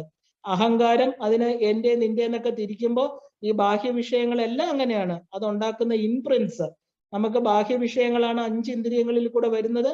അതിന്റെ ഇംപ്രിൻസ് അതിന്റെ എന്താ പറയാ, നമ്മളിപ്പോ നമ്മൾ നടന്നു പോകുന്ന ഒരു മണ്ണില് നമ്മുടെ കാലിന്റെ മുദ്രകൾ പതിയും. അതുപോലെ നമ്മുടെ മനസ്സെന്ന് പറയുന്ന അതിലോലമായിരിക്കുന്ന ആദ്യത്തെ ഉപകരണം ഈ ആത്മാവുമായിട്ട് ചേർന്നിരിക്കുന്നത് കൊണ്ട് ഈ ഇംപ്രിൻസ് എന്ന് പറയുന്ന അടയാളങ്ങള്, സുഖമായാലും ദുഃഖമായാലും അതിന്റെ അടയാളങ്ങളൊക്കെ മനസ്സിന്റെ പ്രതലം എന്ന് പറയുന്ന ചിത്തത്തില് തന്മാത്ര രൂപത്തില് സൂക്ഷിച്ചു വെക്കും. അപ്പൊ അതിനെയാണ് ചിത്തം എന്ന് പറയുന്നത്. ഒരിക്കലും നമുക്ക് കളയാൻ പറ്റില്ല. കാരണം എന്താ? ഇത് നമുക്ക് ജീവാത്മാവിന്റെ നമുക്ക് എങ്ങനെയാണോ തൊലി, നമ്മുടെ ശരീരത്തിലെ ത്വക്കിനെ പോലെ, ത്വക്കെന്ന് പറയുന്ന മഹാ ഇന്ദ്രിയാണ്. ആ ഒരു മഹാഭൂതമാണ് ത്വക്ക്. കാരണം ആ ഒരു ത്വക്ക് പോലെ നമുക്ക് ഈ തൊലിയെ നമ്മളിപ്പോ മത്സ്യത്തിന്റെയൊക്കെ തൊലി ഉരിക്കില്ലേ, അതുപോലെ ഒരു മനുഷ്യന്റെ തൊലി ഉരിക്കാൻ പറ്റിയാൽ എന്തുണ്ടാവും? രക്തം വരും, ബ്ലീഡിങ് ഉണ്ടാവും. അതുപോലെ ഈ ജീവാത്മാവിൽ നിന്ന് ഒരിക്കലും പറിച്ചു മാറ്റാൻ പറ്റില്ല ഈ മനസ്സിനെ. മനസ്സ് എന്താണ്? മനസ്സ് അപ്രത്യക്ഷപ്പെടണം. സ്വയം അപ്രത്യക്ഷപ്പെടുന്നവരെ ജീവാത്മാവിന്റെ കൂടെ കാണും. അപ്പൊ നമ്മുടെ ഈ സുഖദുഃഖങ്ങള് നമുക്ക് കിട്ടുന്ന ഈ പുറത്തു നിന്ന് കിട്ടുന്ന അറിവ് ചിലപ്പോൾ ദുഃഖമായിരിക്കാം, അതികഠിന ദുഃഖമായിരിക്കാം. ഇതിന്റെയൊക്കെ അടയാളങ്ങള് ഈ തന്മാത്രകളിലൂടെ ഇപ്പൊ ഈ പറഞ്ഞ നമ്മൾ കണ്ടു, ഭൂമി, ജലം, അഗ്നി, വായുവിന്റെയൊക്കെ തന്മാത്രകളാണ് അല്ലെ. ആ തന്മാത്രകൾ എവിടെ ഉണ്ടാക്കും? കാരണം ആ ഒരു പഞ്ചതന്മാത്രയുടെ സൂക്ഷ്മാവസ്ഥയാണ് മനസ്സ്. ഈ തന്മാത്രകളിൽ ഇൻപ്രിൻസ് ഉണ്ടാക്കും. നമ്മുടെ ദുഃഖം, അവനോടുള്ള വാശി, വൈരാഗ്യം, വിഷമങ്ങള്, ഇതിനെയാണ് വാസനാ ശരീരം എന്ന് പറയുന്നത്. ഈ മനസ്സിന്റെ പ്രതലത്തില് ഈ പറയുന്ന സൂക്ഷിച്ചു വച്ചിരിക്കുന്നത് ഒരിക്കലും കളയാൻ പറ്റില്ല. എപ്പോഴും ജീവാത്മാവ് പരമാത്മാവിൽ ഈ വാസനാ ശരീരത്തെ കംപ്ലീറ്റ് മാറ്റിയെങ്കിൽ മാത്രമേ ഈ നമ്മുടെ ജീവാത്മാവ് ഇവിടെയാണ് ശുദ്ധം, അശുദ്ധം, നിർലേപ, നിർമ്മല എന്നൊക്കെ നമ്മൾ പറയുന്നത്. ഇത് എപ്പോഴും നമ്മുടെ പുറത്ത് ഈ ഒരു ആവരണം ഇരിക്കുന്നു, അപ്പോഴും നമുക്ക് ഒരിക്കലും ജന്മങ്ങൾ എടുത്ത് ഇതിനെ ശുദ്ധമാക്കിയേ പറ്റൂ. ഈ തന്മാത്രകൾ ഉണ്ടാക്കുന്ന ഇൻപ്രിൻസ്. അപ്പൊ അതിങ്ങനെ സൂക്ഷിച്ചു വെച്ചിരിക്കുന്നത്, അതിനെയാണ് നമ്മൾ ചിത്തം എന്ന് പറയുന്നത്. സബ് കോൺഷ്യസ് മൈൻഡ് എന്ന് പറയുന്നതും ഈ ചിത്തത്തിനെ തന്നെയാണ്. നമ്മൾ പറയില്ലേ, എന്താണ് നമ്മൾ ആ ഒരു ഡോക്ടറുടെ അടുത്ത് കൊണ്ടുപോകുമ്പോൾ നമ്മൾ സബ് കോൺഷ്യസ് മൈൻഡിനെ പഠിക്കൂ. എന്താണ് ഇദ്ദേഹം ഇങ്ങനെ പെരുമാറുന്നത്? എന്തുകൊണ്ട് ഇയാളോട് ഇത്രയും ദേഷ്യം വന്നു? താൻ അറിയാതെ എന്തൊക്കെയോ ചെയ്യുന്നു, ഇല്ല, ഹിപ്നോട്ടൈസ് ചെയ്യൂ. അവന്റെ ബോധ തലത്തിന്റെ നമുക്ക് നമ്മുടെ മനസ്സറിയാം, കോൺഷ്യസ് മൈൻഡ് ഉണ്ട്, സബ് കോൺഷ്യസ് മൈൻഡ് ഉണ്ട്, ആ ഒരു സൂപ്പർ കോൺഷ്യസ് മൈൻഡ്. ഈ മൈൻഡിന് തന്നെ പല തലങ്ങളുണ്ട്. ഈ സബ് കോൺഷ്യസ് മൈൻഡ് എന്ന് പറയുന്നത് ഓരോ ദിവസം സംഭവിക്കുന്നതിന്റെ ആഘാതങ്ങള്, ഇംപ്രിൻസ് എന്ന് പറഞ്ഞാൽ എന്താ? നമ്മളെ ഒരു ചെറിയ ഒരു എന്താ പറയാ, വളരെ ലോലമായിരിക്കുന്ന ഒരു പ്രതലത്തില് വലിയ കൊട്ടുപൊടി കൊണ്ട് അടിച്ചാൽ അവിടെ അങ്ങ് ചളുങ്ങി പോവും, ഇല്ലേ, അങ്ങ് കുഴിഞ്ഞു പോവും. അപ്പൊ നല്ല ഭംഗിയായിട്ടിരിക്കുന്നത് വളരെ ലോലമായിരിക്കുന്നിടത്ത് ദുഃഖങ്ങളാകുന്ന ഒരാളോട് വൈരാഗ്യം, അഷ്ടവൈരികൾ ഉണ്ടാക്കുന്ന ആ ഇൻപ്രിൻസ് എന്ന് പറയുന്നത് എല്ലാം തന്നെ 5 തന്മാത്രകളിലൂടെയാണ് നമ്മുടെ മനസ്സിന്റെ പ്രതലത്തിൽ എത്തിച്ചേരുന്നത്. ഈ മനസ്സ് അത് ജീവാത്മാവിന് കൊടുക്കാൻ പറ്റില്ല. ജീവാത്മാവിനെ ഇങ്ങനെ ആവരണത്തിൽ നിൽക്കുകയാണ്. ആ ജീവാത്മാവ്, അതായത് ശിവബോധത്തെ അതിങ്ങനെ പുതപ്പ് പോലെ നിൽക്കും ഈ മനസ്സ്. ആ മനസ്സിൽ ഈ പറയുന്നതെല്ലാം തന്നെ ആഘാതങ്ങളായിട്ട്, ഇംപ്രിൻസ് ആയിട്ട്, വാസനകളായിട്ട് ഇങ്ങനെ ശേഖരിച്ചു വെക്കും. അപ്പൊ നമ്മൾ എന്താ ഈ സബ് കോൺഷ്യസ് മൈൻഡ് എന്ന് പറയുന്ന ചിത്തത്തിനെയാണ് ഈ നമുക്ക് എന്തുകൊണ്ട് ജന്മങ്ങൾ വരുന്നു, എന്തിന് ചിലരോട് ദേഷ്യം വരുന്നു, എന്തുകൊണ്ട് നമുക്ക് ദുഃഖം വരുന്നു, ഇതെല്ലാം തന്നെ ഉത്തരം നമുക്ക് എവിടുന്ന് കിട്ടി? ഈ ഒരു അറിവിൽ നിന്ന് കിട്ടി, അല്ലേ? അപ്പൊ നമ്മുടെ ഈ അവബോധത്തിന് മായയുടെ ലോകത്ത് പിടിച്ചു നിൽക്കാൻ സഹായിക്കുന്ന ഉപകരണങ്ങളാണ് മനസ്സ്, ബുദ്ധി, അഹങ്കാരം. ഇതിന് നല്ലവണ്ണം നമ്മൾ ഉപയോഗിക്കണം. കാരണം എല്ലാം ഒരേ അവബോധമാണെങ്കിലും വേറെ വേറെ ആണെന്നുള്ള ചിന്ത നമ്മുടെ പ്രപഞ്ച ജീവിതത്തെ സങ്കീർണമാക്കണം. കാരണം നമ്മൾ ഒന്നല്ല, പലതാണ്. എപ്പോഴാണോ നമ്മുടെ മനസ്സ് വിഘടിച്ചു നിൽക്കുന്നത്, ഏകമായിരിക്കുന്ന ആ സത്വ ഗുണപ്രധാനമായിരിക്കുന്ന ആ ഭഗവാനെ അറിയാത്തപ്പോ നമ്മുടെ മനസ്സെല്ലാം എന്താ ഇങ്ങനെ വിഘടിച്ചു നിൽക്കുക. അതുകൊണ്ട് തന്നെ നമ്മുടെ ചിന്തകളെല്ലാം തന്നെ സങ്കീർണാണ്. നമ്മുടെ പ്രപഞ്ച ജീവിതം എന്ന് പറയുന്നത് നമുക്ക് ദുഃഖപൂർണമായിട്ട് തീരണം. ഞാന്, എന്റേത്, എനിക്കുള്ളതെന്നുള്ള ആ ഒരു ചിന്ത, ഇതൊന്നും നമ്മുടേതല്ല. ഇത് എന്താ, ശിവനും ശക്തിയും കൂടെ കളിക്കാൻ വേണ്ടി ഉണ്ടാക്കിയ ഒരു സ്റ്റേജാണ്. അവിടെ വന്ന വെറും ആക്ടേഴ്സ് ആണ്, കഥാപാത്രങ്ങളാണ്. നന്നായിട്ട് ആക്ട് ചെയ്ത് പോവാന്നുള്ളതെല്ലാം നമ്മൾ മറന്നുപോയതിന്റെ ആ ഒരു പരിണിത ഫലമാണ് നമുക്ക് വീണ്ടും വീണ്ടും ജന്മങ്ങൾ എടുത്ത് ഈ അറിവ് കിട്ടുന്നിടം വരെ. അതല്ലേ പറഞ്ഞത്, എപ്പോഴാണോ തിരിച്ച് ആനന്ദമയ ലോകത്ത് എത്തുന്നിടം വരെ ജന്മം തുടർന്നുകൊണ്ടേയിരിക്കുന്നു. ഓരോ വിഷമഘട്ടത്തിലും നമ്മൾ എന്ത് വേണം? നമ്മൾ ശിവബോധമാണെന്ന് തിരിച്ചറിയണം. ആ ശിവബോധത്തെ ശിവോഹം ഭവാനി ഏവാഹമസ്മി അഹമിത്യേവ വിഭാവയേ ഭവാനി, ഇതൊക്കെ നമുക്ക് ഞാനാണ്, എന്റെ ശിവബോധത്തെയാണ് ഞാൻ അതാണെന്ന് തിരിച്ചറിയുമ്പോ എങ്ങനെയാണ് ഇനി നമ്മൾ അതിൽ നിന്ന് രക്ഷപ്പെടാനുള്ള മാർഗങ്ങൾ, ഈ മനസ്സിന്റെ ആ ഒരു കളികളിൽ നിന്ന് നമുക്ക് എങ്ങനെ രക്ഷപ്പെടാൻ പറ്റും? നമ്മൾ തിരിച്ചു പോവേണ്ടവരാണ്. ആ ഒരു ശിവബോധമാണെന്ന് തിരിച്ചറിഞ്ഞ് നമ്മൾ ദിവസവും ഞാൻ അതാണ് എന്നുള്ള ആ ഒരു ചിന്തയില്, അതിനെയാണ് നമ്മൾ ധ്യാനം, മെഡിറ്റേഷൻ. ചുമ്മാ അല്ലാതെ വേറൊരു കസേരയിൽ ചെന്നിരുന്ന് കണ്ണടച്ച് മന്ത്രം ജപിക്കലല്ല. ഇതിനെയൊക്കെ ഈ അവബോധത്തെ മാത്രം ചിന്തിച്ചാൽ മതി മനസ്സുകൊണ്ട്. കാരണം മനസ്സും ഈ പറയുന്ന അവബോധം എന്ന് പറയുന്ന ശിവബോധവും ഒന്നാണ്, ഒരുമിച്ച് ചേർന്നിരിക്കുന്നവരാണ്. നമ്മൾ അറിയാതെ പോസിറ്റീവായിട്ടുള്ള തോട്ട്സ് വരുമ്പോൾ ഈ ഇൻഫ്ലുവൻസ് ഒക്കെ മാഞ്ഞു പോകും. നമ്മുടെ അനേക ജന്മങ്ങളില് ഈ പ്രതലത്തിലുണ്ടായ അടികള്, ഓരോരുത്തരടുത്ത് സൂക്ഷിച്ചു വെച്ചിരിക്കുന്ന പക, വൈരാഗ്യം, അങ്ങനെ ശുദ്ധമാവുന്നത് എങ്ങനെയാണ്? നമ്മുടെ മനസ്സെന്ന് പറയുന്ന ഉപകരണം കൊണ്ട് മാത്രമേ നമുക്കതിനെ ശുദ്ധമാക്കാൻ പറ്റുള്ളൂ. ശരീരത്തിൽ അടങ്ങിയിരിക്കുന്ന, അതായത് ശരീര അഭിമാനത്തിലിരിക്കുന്ന ജീവൻ ഞാൻ എന്ന ശരീരബോധത്തിന്റെ ചുഴിയിൽപ്പെട്ട് ഇങ്ങനെ കറങ്ങിക്കൊണ്ടേയിരിക്കും. കാരണം അത് ശരീരമാണെന്നുള്ള തോന്നല്. നമ്മളല്ലാത്തവരായിട്ട് തീരുന്നത് എന്തുകൊണ്ടാ? നമ്മൾ ശരീരമല്ല, ഈ മനസ്സ് പോലും നമ്മളല്ല, അത് വെറും ഒരു ഉപകരണമാണ്. ആ ഉപകരണത്തിൽ പറ്റിപ്പിടിച്ച അഴുക്കുകളാണ് ഇതിന് കാരണം. അതിനെയാണ് നമ്മൾ ആ ത്രിമലങ്ങൾ എന്ന് പറയുന്നത്. ആ മലത്രയങ്ങളെ നമ്മൾ ഇല്ലാതാക്കണം, പരിമിതികളെ ഭേദിക്കണം. അതിന് ഒരു ഉപകരണേ നമ്മുടെ കയ്യിലുള്ളൂ. എന്താണ്? ഈ മനസ്സ്. അപ്പൊ ഈ ശരീരബോധത്തിന്റെ ചുഴിയിൽ നിന്ന് നമ്മൾ രക്ഷപ്പെട്ട് നമ്മളെ അല്ലാത്തവരായിട്ട് തീരരുത്. നമ്മളെ അറിയണം. ശരീരം കിട്ടുന്നതോടുകൂടി കൂടുതൽ പരിമിതരാകുകയാണ് നമ്മൾ ചെയ്തത്. ശരീരം നമുക്ക് ബ്ലെസ്സിങ് അല്ല, നമ്മൾ അപരിമേയമായിരിക്കുന്ന ശിവബോധമാണ്. ഇത് വെറും ഒരു കുടമാണ്, എപ്പോ വേണമെങ്കിലും പൊട്ടിപ്പോകാവുന്ന. അതിനെ കൂടുതൽ തയ്ച്ച് ഉപയോഗിക്കേണ്ട ആവശ്യമില്ല. നമ്മൾ എന്താ, എവിടെ എന്ത് സംഭവിച്ചാലും ഉടനെ അതിനെല്ലാം ആരും കാണാതെ റെഡിയാക്കി വീണ്ടും പഴയ പോലെ ആക്കി വെക്കും, ഇല്ലേ? എല്ലാവരുടെയും മുന്നിൽ പെർഫെക്റ്റ് ഓക്കെ, അല്ലേ? എവിടെയാ പെർഫെക്റ്റ് ഓക്കെ? അകത്ത് ആന്തരിക അവയവങ്ങളെ വീക്കായി, കണ്ണ് കാണാൻ പറ്റുന്നില്ല, ചെവി കേൾക്കാൻ പറ്റുന്നില്ല, പല്ല് ചവയ്ക്കാൻ പറ്റുന്നില്ല, എല്ലാം റെഡിയാക്കി, കണ്ണ് ശരിയാക്കി, കാറ്ററാക്ട് സർജറി കഴിഞ്ഞു, പല്ല് വേറെ വെച്ചു. ഇതിനെല്ലാം പുറമെ നമ്മൾ എന്ത് ചെയ്തു? സ്ഥൂല ശരീരത്തിനെ റെഡിയാക്കിയിട്ട് നമ്മൾ പറയണു. എന്തുകൊണ്ടാണ് ഇതൊക്കെ നമ്മൾ ചെയ്യുന്നത്? ചെയ്യണ്ടെന്നല്ല, ചെയ്യണം. പെർഫെക്റ്റ് ആക്കി വെക്കുന്നതിലൊന്നും തെറ്റില്ല. പക്ഷെ ശരീരമാണ് ഞാനെന്നുള്ള ബോധം നമ്മൾ വിട്ടോളണം. കാരണം അവബോധത്തിന്റെ വിപരീത ദശയിലേക്കാണ് നമ്മൾ സഞ്ചരിച്ച് ഈ ഭൂമിയിൽ വന്നിരിക്കുന്നത്. നമുക്ക് തിരിച്ച് നമ്മുടെ റൂട്ട് വേറെയാ, മേളിലോട്ടാ പോവേണ്ടത്. ആ അവബോധം, ശിവബോധം എന്ന് പറഞ്ഞ് ഇവിടെ വേറെ തിരിച്ചിട്ടില്ല. ഈ പ്രപഞ്ചം എന്ന് പറയുന്നത് പ്രപഞ്ചാതീതം അങ്ങനെ ഒന്നുമില്ല, നമ്മുടെ ബോധതലം തന്നെയാണ്. നമ്മൾ മരിച്ചാലും ഇവിടെ തന്നെ, ജനിച്ചാലും ഇവിടെ തന്നെ. ഇവിടെ എന്ന് പറയുന്നത് ബോധതലത്തിന്റെ പ്രസരണമാണ്. അല്ലാതെ ഇവിടെ പ്രത്യേകിച്ച് 5 നില മാളിക പോലെ 5 തലങ്ങൾ, സ്വാധിഷ്ഠാനം ഒരു മാളിക, മണിപൂരകം വേറൊരു മാളിക, അത്രയും പടി കയറി അവിടെ എത്തി, അങ്ങനെയൊന്നും അല്ല. ഇതൊക്കെ ബോധതലങ്ങളാണ്. അതുകൊണ്ടാണ് നമ്മൾ മരിച്ചു കഴിഞ്ഞാൽ എവിടെയും പോണില്ല. നമ്മൾ എവിടെയാ പോവാൻ, എവിടെ പോകാൻ പറ്റും നമുക്ക്? ആത്മാവെന്ന് പറയുന്നത് എല്ലായിടത്തും വ്യാപിച്ചു നിൽക്കുന്നു. ശിവൻ എന്ന് പറയുന്നത് വേറൊരു മണിദ്വീപത്തിൽ ഇരിക്കണ ഭഗവാന് അല്ല. അത് ഈ പ്രപഞ്ചബോധത്തിൽ വരുമ്പോൾ നമ്മൾ അങ്ങനെ പറയണു. എല്ലായിടത്തും നിറഞ്ഞിരിക്കണ, എല്ലാത്തിലും ഊർജമായിട്ട് നിൽക്കുന്ന പരാശക്തിയും പരമശിവനും എവിടെയും പോകാനില്ല. അവര് തന്നെ പ്രപഞ്ചം. ആ ശക്തി ഉള്ളിലോട്ട് വലിയുമ്പോൾ അത് ശിവമായിട്ട് തീർന്നു. അപ്പൊ നമ്മൾ എവിടെ പോവാനാ ഇവിടുന്ന്? ആർക്ക് വേണ്ടിയിട്ടാ ബലിതർപ്പണങ്ങൾ ചെയ്യുന്നത്? ആർക്കാ കാക്ക എന്ന് പറഞ്ഞിട്ട് അമ്മാവനും അച്ഛനും ഒക്കെ ചോറൂട്ട്? ഒന്നുമില്ല. എല്ലാത്തിലും ആ ശിവബോധം നമുക്ക്, ഞാനെന്ന് പറയുന്ന ആ അവബോധത്തിന് ഒരിക്കലും നാശമില്ല. അതുകൊണ്ടാണ് സാഖ്യയോഗത്തില് ഭഗവത്ഗീതയിൽ ആദ്യമേ പറയണ സ്ഥാണു, ഒരു സ്ഥിരമായിട്ടുള്ളതാണ് ആത്മാവ്. നജായതേ മ്രിയദേവ കഥാചിത് ന്യായം ഭൂത്വ ഭവിത. നീ ജനിച്ചിട്ടില്ല, മരിച്ചിട്ടില്ല. ആ അവബോധമാണ് നീ. നമ്മൾ ചുമ്മാ ഈ ശരീരത്തിനെ വെച്ചിട്ട് നമ്മൾ കുറെ കളികൾ കളിച്ച് ഈ ദുഃഖത്തെ നമ്മൾ വിളിച്ചു വരുത്തുകയാണ്. നമ്മൾ അവബോധത്തിന്റെ എതിർദിശയില് ഈ ഭൂമിയെ ലക്ഷ്യമാക്കി, ശരീരത്തെ ലക്ഷ്യമാക്കി നടക്കുന്നത് കൊണ്ടാണ് നമുക്ക് ദുഃഖങ്ങൾ വരുന്നത്. എന്റെ ദുഃഖം, എന്റെ സുഖം എന്ന് വീണ്ടും വീണ്ടും ആവർത്തിച്ച് ശിവബോധത്തിൽ നിന്ന് അകന്ന് നമ്മൾ പൊക്കോണ്ടിരിക്കുകയാണ്. തിരിച്ചുപോക്കെന്നുള്ള യാത്ര അതിനെ നമുക്ക് കൂടുതൽ വിഷമകരമാക്കി തീർക്കുക നമ്മൾ ചെയ്യുന്നത്. അതുകൊണ്ട് എന്ത് ചെയ്യണം?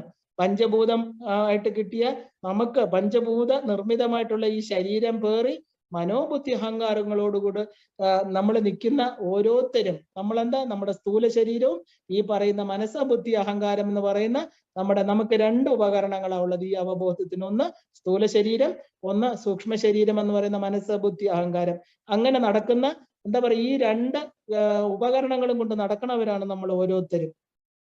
എന്ത് ചെയ്യണം? ഈ ആത്മാവിനെ സദാ ഈ ഒരു ഭൂതസംഘാതത്തിൽ നിന്ന് വിട്ട് കാണണം നമ്മൾ. എപ്പോ നമ്മൾ വിട്ട് കാണാതിരിക്കണോ അപ്പൊ ദുഃഖമാണ്. കാരണം ഇതല്ല. അതുകൊണ്ടാണ് അഹം നിർവികൽപ്പം. അതുകൊണ്ടാണ് നിർവാണ അഷ്ടകം. ഇല്ലെങ്കിൽ രാവിലെ എഴുതിക്കുമ്പോൾ നമ്മൾ എന്താ പറയാ, പ്രാതസ്മരാമി ഹൃദി സംസ്ഫുരത് ആത്മതത്വം എന്ന് പറയുന്ന എന്താ? ഈ ആത്മതത്വമാണ് ഞാന്. സച്ചിത് സുഖം പരമഹംസ ഗതിം തുരീയം യത് സ്വപ്ന ജാഗ്രത സുഷുപ്തിം അവൈതി നിത്യം തത് ബ്രഹ്മ നിഷ്കളം അഹം നച ഭൂതസംഘ. ഈ ഭൂതസംഘങ്ങളല്ല ഞാൻ നിഷ്കളമായിരിക്കുന്ന ആ ബ്രഹ്മമാണ് എന്ന് രാവിലെ ഉറപ്പിച്ചിട്ട് നമ്മൾ എണീക്കണം. അപ്പൊ തിരിച്ചു പോക്ക് നമുക്ക് ദുഃഖമാക്കരുത്. പഞ്ചഭൂതമായിട്ടുള്ള ശരീരവും മനസ്സും ബുദ്ധിയും അവിടെ നിൽക്കട്ടെ. അതൊരവസ്ഥയാണ്. മനസ്സിന്റെ പ്രതലങ്ങൾ എന്ന് പറയുന്ന ആ ഒരു നേർമയുള്ള സൂക്ഷ്മമായിരിക്കുന്ന വളരെ എന്താ പറയാ നല്ല ഭംഗിയുള്ള ഒരു പുതപ്പാണത്. അവിടെ നമ്മൾ എന്തുണ്ടാക്കണു? അവിടെ മുഴുവനും വെട്ടി കീറി കുത്തി പ്രശ്നങ്ങൾ ഉണ്ടാക്കി. എന്താ? ഓർമ്മകള്, കർമ്മങ്ങള്, ദേഷ്യം, വൈരാഗ്യം, ഇങ്ങനെ ആ ഒരു മനസ്സിന്റെ പ്രതലമാകുന്ന ചിത്തത്തെ നമ്മള് എന്താ പറയാ നെഗറ്റീവ് ഫോഴ്സസ് കൊണ്ട്, നമ്മുടെ ആ ഒരു നെഗറ്റീവായിരിക്കുന്ന തോട്ട്സ് ഉണ്ടാക്കുന്ന ഫലങ്ങളെ കൊണ്ട് നിറച്ചു വെച്ചിരിക്കുകയാണ്. അതിനെ ശുദ്ധമാക്കണം നമ്മള്. കാരണം ഓർമ്മകൾ മാച്ചു കളയണം. കാരണം ഓർമ്മകൾ എന്ന് പറയുന്നത് പാസ്റ്റ് ആണ്. ഒന്നും നേടാനില്ല അവിടുന്ന്. നമുക്ക് ഫ്യൂച്ചർ മാത്രമേ ഉള്ളൂ. പ്രസന്റിൽ ജീവിച്ചുകൊണ്ട് ആ ഈശ്വരന്റെ നമ്മുടെ ആത്മാവായിട്ട് നിൽക്കുന്ന നമ്മുടെ ഉള്ളിൽ തന്നെ ഇരിക്കുന്ന ശിവബോധത്തെ എപ്പോഴും ചിന്തിച്ചോളണം. അതാണ് ഏറ്റവും പോസിറ്റീവ്. അതാണ് എല്ലാ ശുദ്ധത്തിനും ശുദ്ധമായിരിക്കുന്നത്, പരമമായിരിക്കുന്ന ശുദ്ധം അല്ലെ ശിവൻ. ആ മംഗളകരമായിരിക്കുന്ന വസ്തുവാണ് നമ്മുടെ ഉള്ളില്. ഈ കർട്ടനുകളൊക്കെ, ഈ ആവരണങ്ങളെയൊക്കെ മാറ്റിയിട്ട് ആ ആത്മജ്യോതിയുടെ പ്രകാശത്തെ കണ്ണടച്ചിരുന്ന് ഈ പറയുന്ന ഭൂതസംഘ മനസ്സെന്ന് പറയുന്ന ഉപകരണത്തിന്റെ സഹായത്തോട് നമുക്ക് കിട്ടിയിരിക്കുന്ന ഏറ്റവും വലിയ ഗിഫ്റ്റ് എന്താ? മനസ്സാണ്. ഇല്ലേ? ഭ്രാന്തമായിട്ടൊരവസ്ഥ, ഉന്മാദം വന്ന ഒരാളെ നോക്കൂ, അവന് മനസ്സില്ല. അവൻ മനുഷ്യനാണോ? ആണ്. പക്ഷെ അവന് ബോധമുണ്ടോ? ഇല്ല. അവൻ എന്ത് ചെയ്യുന്നു? അവൻ ആരാണ്? ഒന്നും ബോധമില്ല. എത്ര പേരാണ്? 75% പേരും ഇന്ന് ഭ്രാന്തമായിട്ടുള്ള അവസ്ഥ. കാരണം അവന്റെ മനസ്സിനെ അവൻ അറിയില്ല, എന്താ ചെയ്യണമെന്ന് അറിയില്ല. എത്ര പേരാണ് കയ്യും കാലും ചങ്ങലയിട്ട് കെട്ടിക്കൊണ്ടുവരുന്നത്? എത്ര പേർക്കാണ് രാവിലെ ECT, ഇലക്ട്രോ മാഗ്നറ്റിക് വേവ്സ് അവരുടെ തലയിൽ അടിക്കുന്നത്? ആലോചിച്ച് നോക്കൂ, എത്ര കഷ്ടാണ്. അപ്പൊ നമുക്ക് തന്നിരിക്കുന്ന ഈ മനസ്സ്, അതിനെ നമ്മള് പുണ്യമാണ്, ഈശ്വരൻ തന്ന ഗിഫ്റ്റാണ്. അതിനെ നമുക്ക് നന്നായിട്ട് ഉപയോഗിക്കണം. നല്ല മനസ്സ്. എന്താ നല്ല മനസ്സ്? Positive thoughts. എല്ലാവരും എന്റെ ബന്ധുക്കളാണ്, എനിക്ക് ആരോടും ശത്രുതയില്ല, സ്നേഹം, കരുണ. പിന്നെ ഏറ്റവും വലിയതാണ് നമ്മുടെ ഈശ്വരൻ, നമ്മൾ ആരാണ് എന്നുള്ള തിരിച്ചറിവ്. നമ്മുടെ വിഷമവൃത്തം നമ്മൾ ഉണ്ടാക്കുന്നതാണ്. ഇത് അറിഞ്ഞാല് നമ്മുടെ ഉള്ളില് എവിടെയാ മാറ്റം വരുത്തേണ്ടത്? മനസ്സിലാണ് മാറ്റം വരുത്തേണ്ടത്, നമ്മുടെ ഉള്ളിലാണ് മാറ്റം വരുത്തേണ്ടതെന്ന് തിരിച്ചറിയും. ഇനി ആ ഒരു മാറ്റം നമ്മളിൽ വന്നു കഴിഞ്ഞാൽ മാത്രമേ കർമ്മം എന്താണ്, പുനർജന്മം എന്താണ് എന്ന് പറയുമ്പോൾ ഈ ഒരു 36 തത്വവും നമ്മുടെ ഉള്ളിൽ പൂർണ്ണമാകും. ഇന്ന് അതിന് സമയമില്ല. എന്താണ് കർമ്മവും പുനർജന്മവും നമുക്കത് അടുത്ത സത്സംഗിൽ മനസ്സിലാക്കാം. ഈ ഒരു 36 തത്വങ്ങൾ എന്ന് പറയുന്ന തന്ത്രയുടെ ബേസിക് ആയിട്ടുള്ള ലളിതാ സഹസ്രനാമം മുഴുവനും ഈ തത്വങ്ങളിലൂടെയാണ് കടന്നു പോകുന്നത്. ദേവി ഉപാസകരായിരിക്കണം നമുക്ക് ഇത് ഒരുപാട് ഉള്ളറിവ് തരണം. കാരണം ഇന്ന് മനസ്സിലായില്ലെങ്കിൽ പോലും കാലങ്ങൾ കഴിയുമ്പോൾ ഇത് നമ്മുടെ ഉള്ളില് ഈ സത്യത്തെ തിരിച്ചു കൊണ്ടുവരാൻ നമുക്ക് പറ്റാൻ ആ പരാശക്തി നമ്മുടെ മനസ്സ് മാത്രം ശുദ്ധമായിട്ട് ആ ശിവനോട് ചേർത്ത് വെക്കുക. കാരണം മനസ്സെന്ന് പറയുന്ന ഊർജമാണ്, ശക്തിയാണ്. ആ ശക്തിയിൽ എപ്പോഴും സത്ചിന്തകള്, ഈശ്വരനെ കുറിച്ചുള്ള സത്സംഗങ്ങള്, ഈശ്വരനെ പുകഴ്ത്തുന്നത്, ഈ മന്ത്രങ്ങളൊക്കെ ഉപയോഗിക്കുന്നത് മനസ്സിന്റെ തലം ശുദ്ധമാവാനാണ്. അങ്ങനെ കാലക്രമേണ നമ്മുടെ ചിത്തശുദ്ധി ഉണ്ടായി, നമ്മുടെ ഇംപ്രിൻസ് ഒക്കെ നമുക്ക് മാച്ചു കളഞ്ഞ് അവിടെയാണ് ചിത് അഗ്നിയിൽ നമ്മൾ ഹോമിക്കുക. ചിത് അഗ്നി കൊണ്ട സംഭൂത. ആ അഗ്നിയില്, നമ്മുടെ അറിവാകുന്ന അഗ്നിയില് നമ്മുടെ എല്ലാ കർമ്മങ്ങളെയും ഹോമിച്ച് നമ്മൾ ഓരോരുത്തർക്കും ശുദ്ധമായിട്ട് ആ പരമപദത്തില് തീർച്ചയായിട്ടും ആ ശിവോഹം എന്ന് പറയുന്ന ആ പരാസംവിത്തായിട്ടിരിക്കുന്ന ശംഭുവില്, ആ മംഗള സ്വരൂപത്തില്, അത് വെറും ഒരു എന്താ പറയാ എനർജി തലമാണ്. അവിടെ നാമരൂപങ്ങളൊന്നുമില്ല. ഭൂമിയിൽ നിന്ന് നമ്മുടെ ശരീരത്തിൽ ഇരുന്നു കൊണ്ട് തന്നെ ഷഠാധാരങ്ങളിലൂടെ ആ ബോധമാകുന്ന, അതായത് സഹസ്രാരമാകുന്ന കൈലാസത്തിൽ നമുക്ക് എത്തിച്ചേരാൻ പറ്റും. അവിടെ എന്താ, നമ്മുടെ മാത്രം കുറച്ച് അറിവ്, കുറച്ച് സമയം മാത്രം നമ്മൾ ഇതിന് ചെലവഴിച്ചാൽ മതി. തീർച്ചയായിട്ടും ദേവി ഓരോരുത്തർക്കും നമുക്ക് ആ അനുഗ്രഹം തരട്ടെ എന്ന് പറഞ്ഞുകൊണ്ട് നമുക്ക് ഇന്നിവിടെ നിർത്താം. എല്ലാവർക്കും ശ്രീമാത്രേ നമഃ.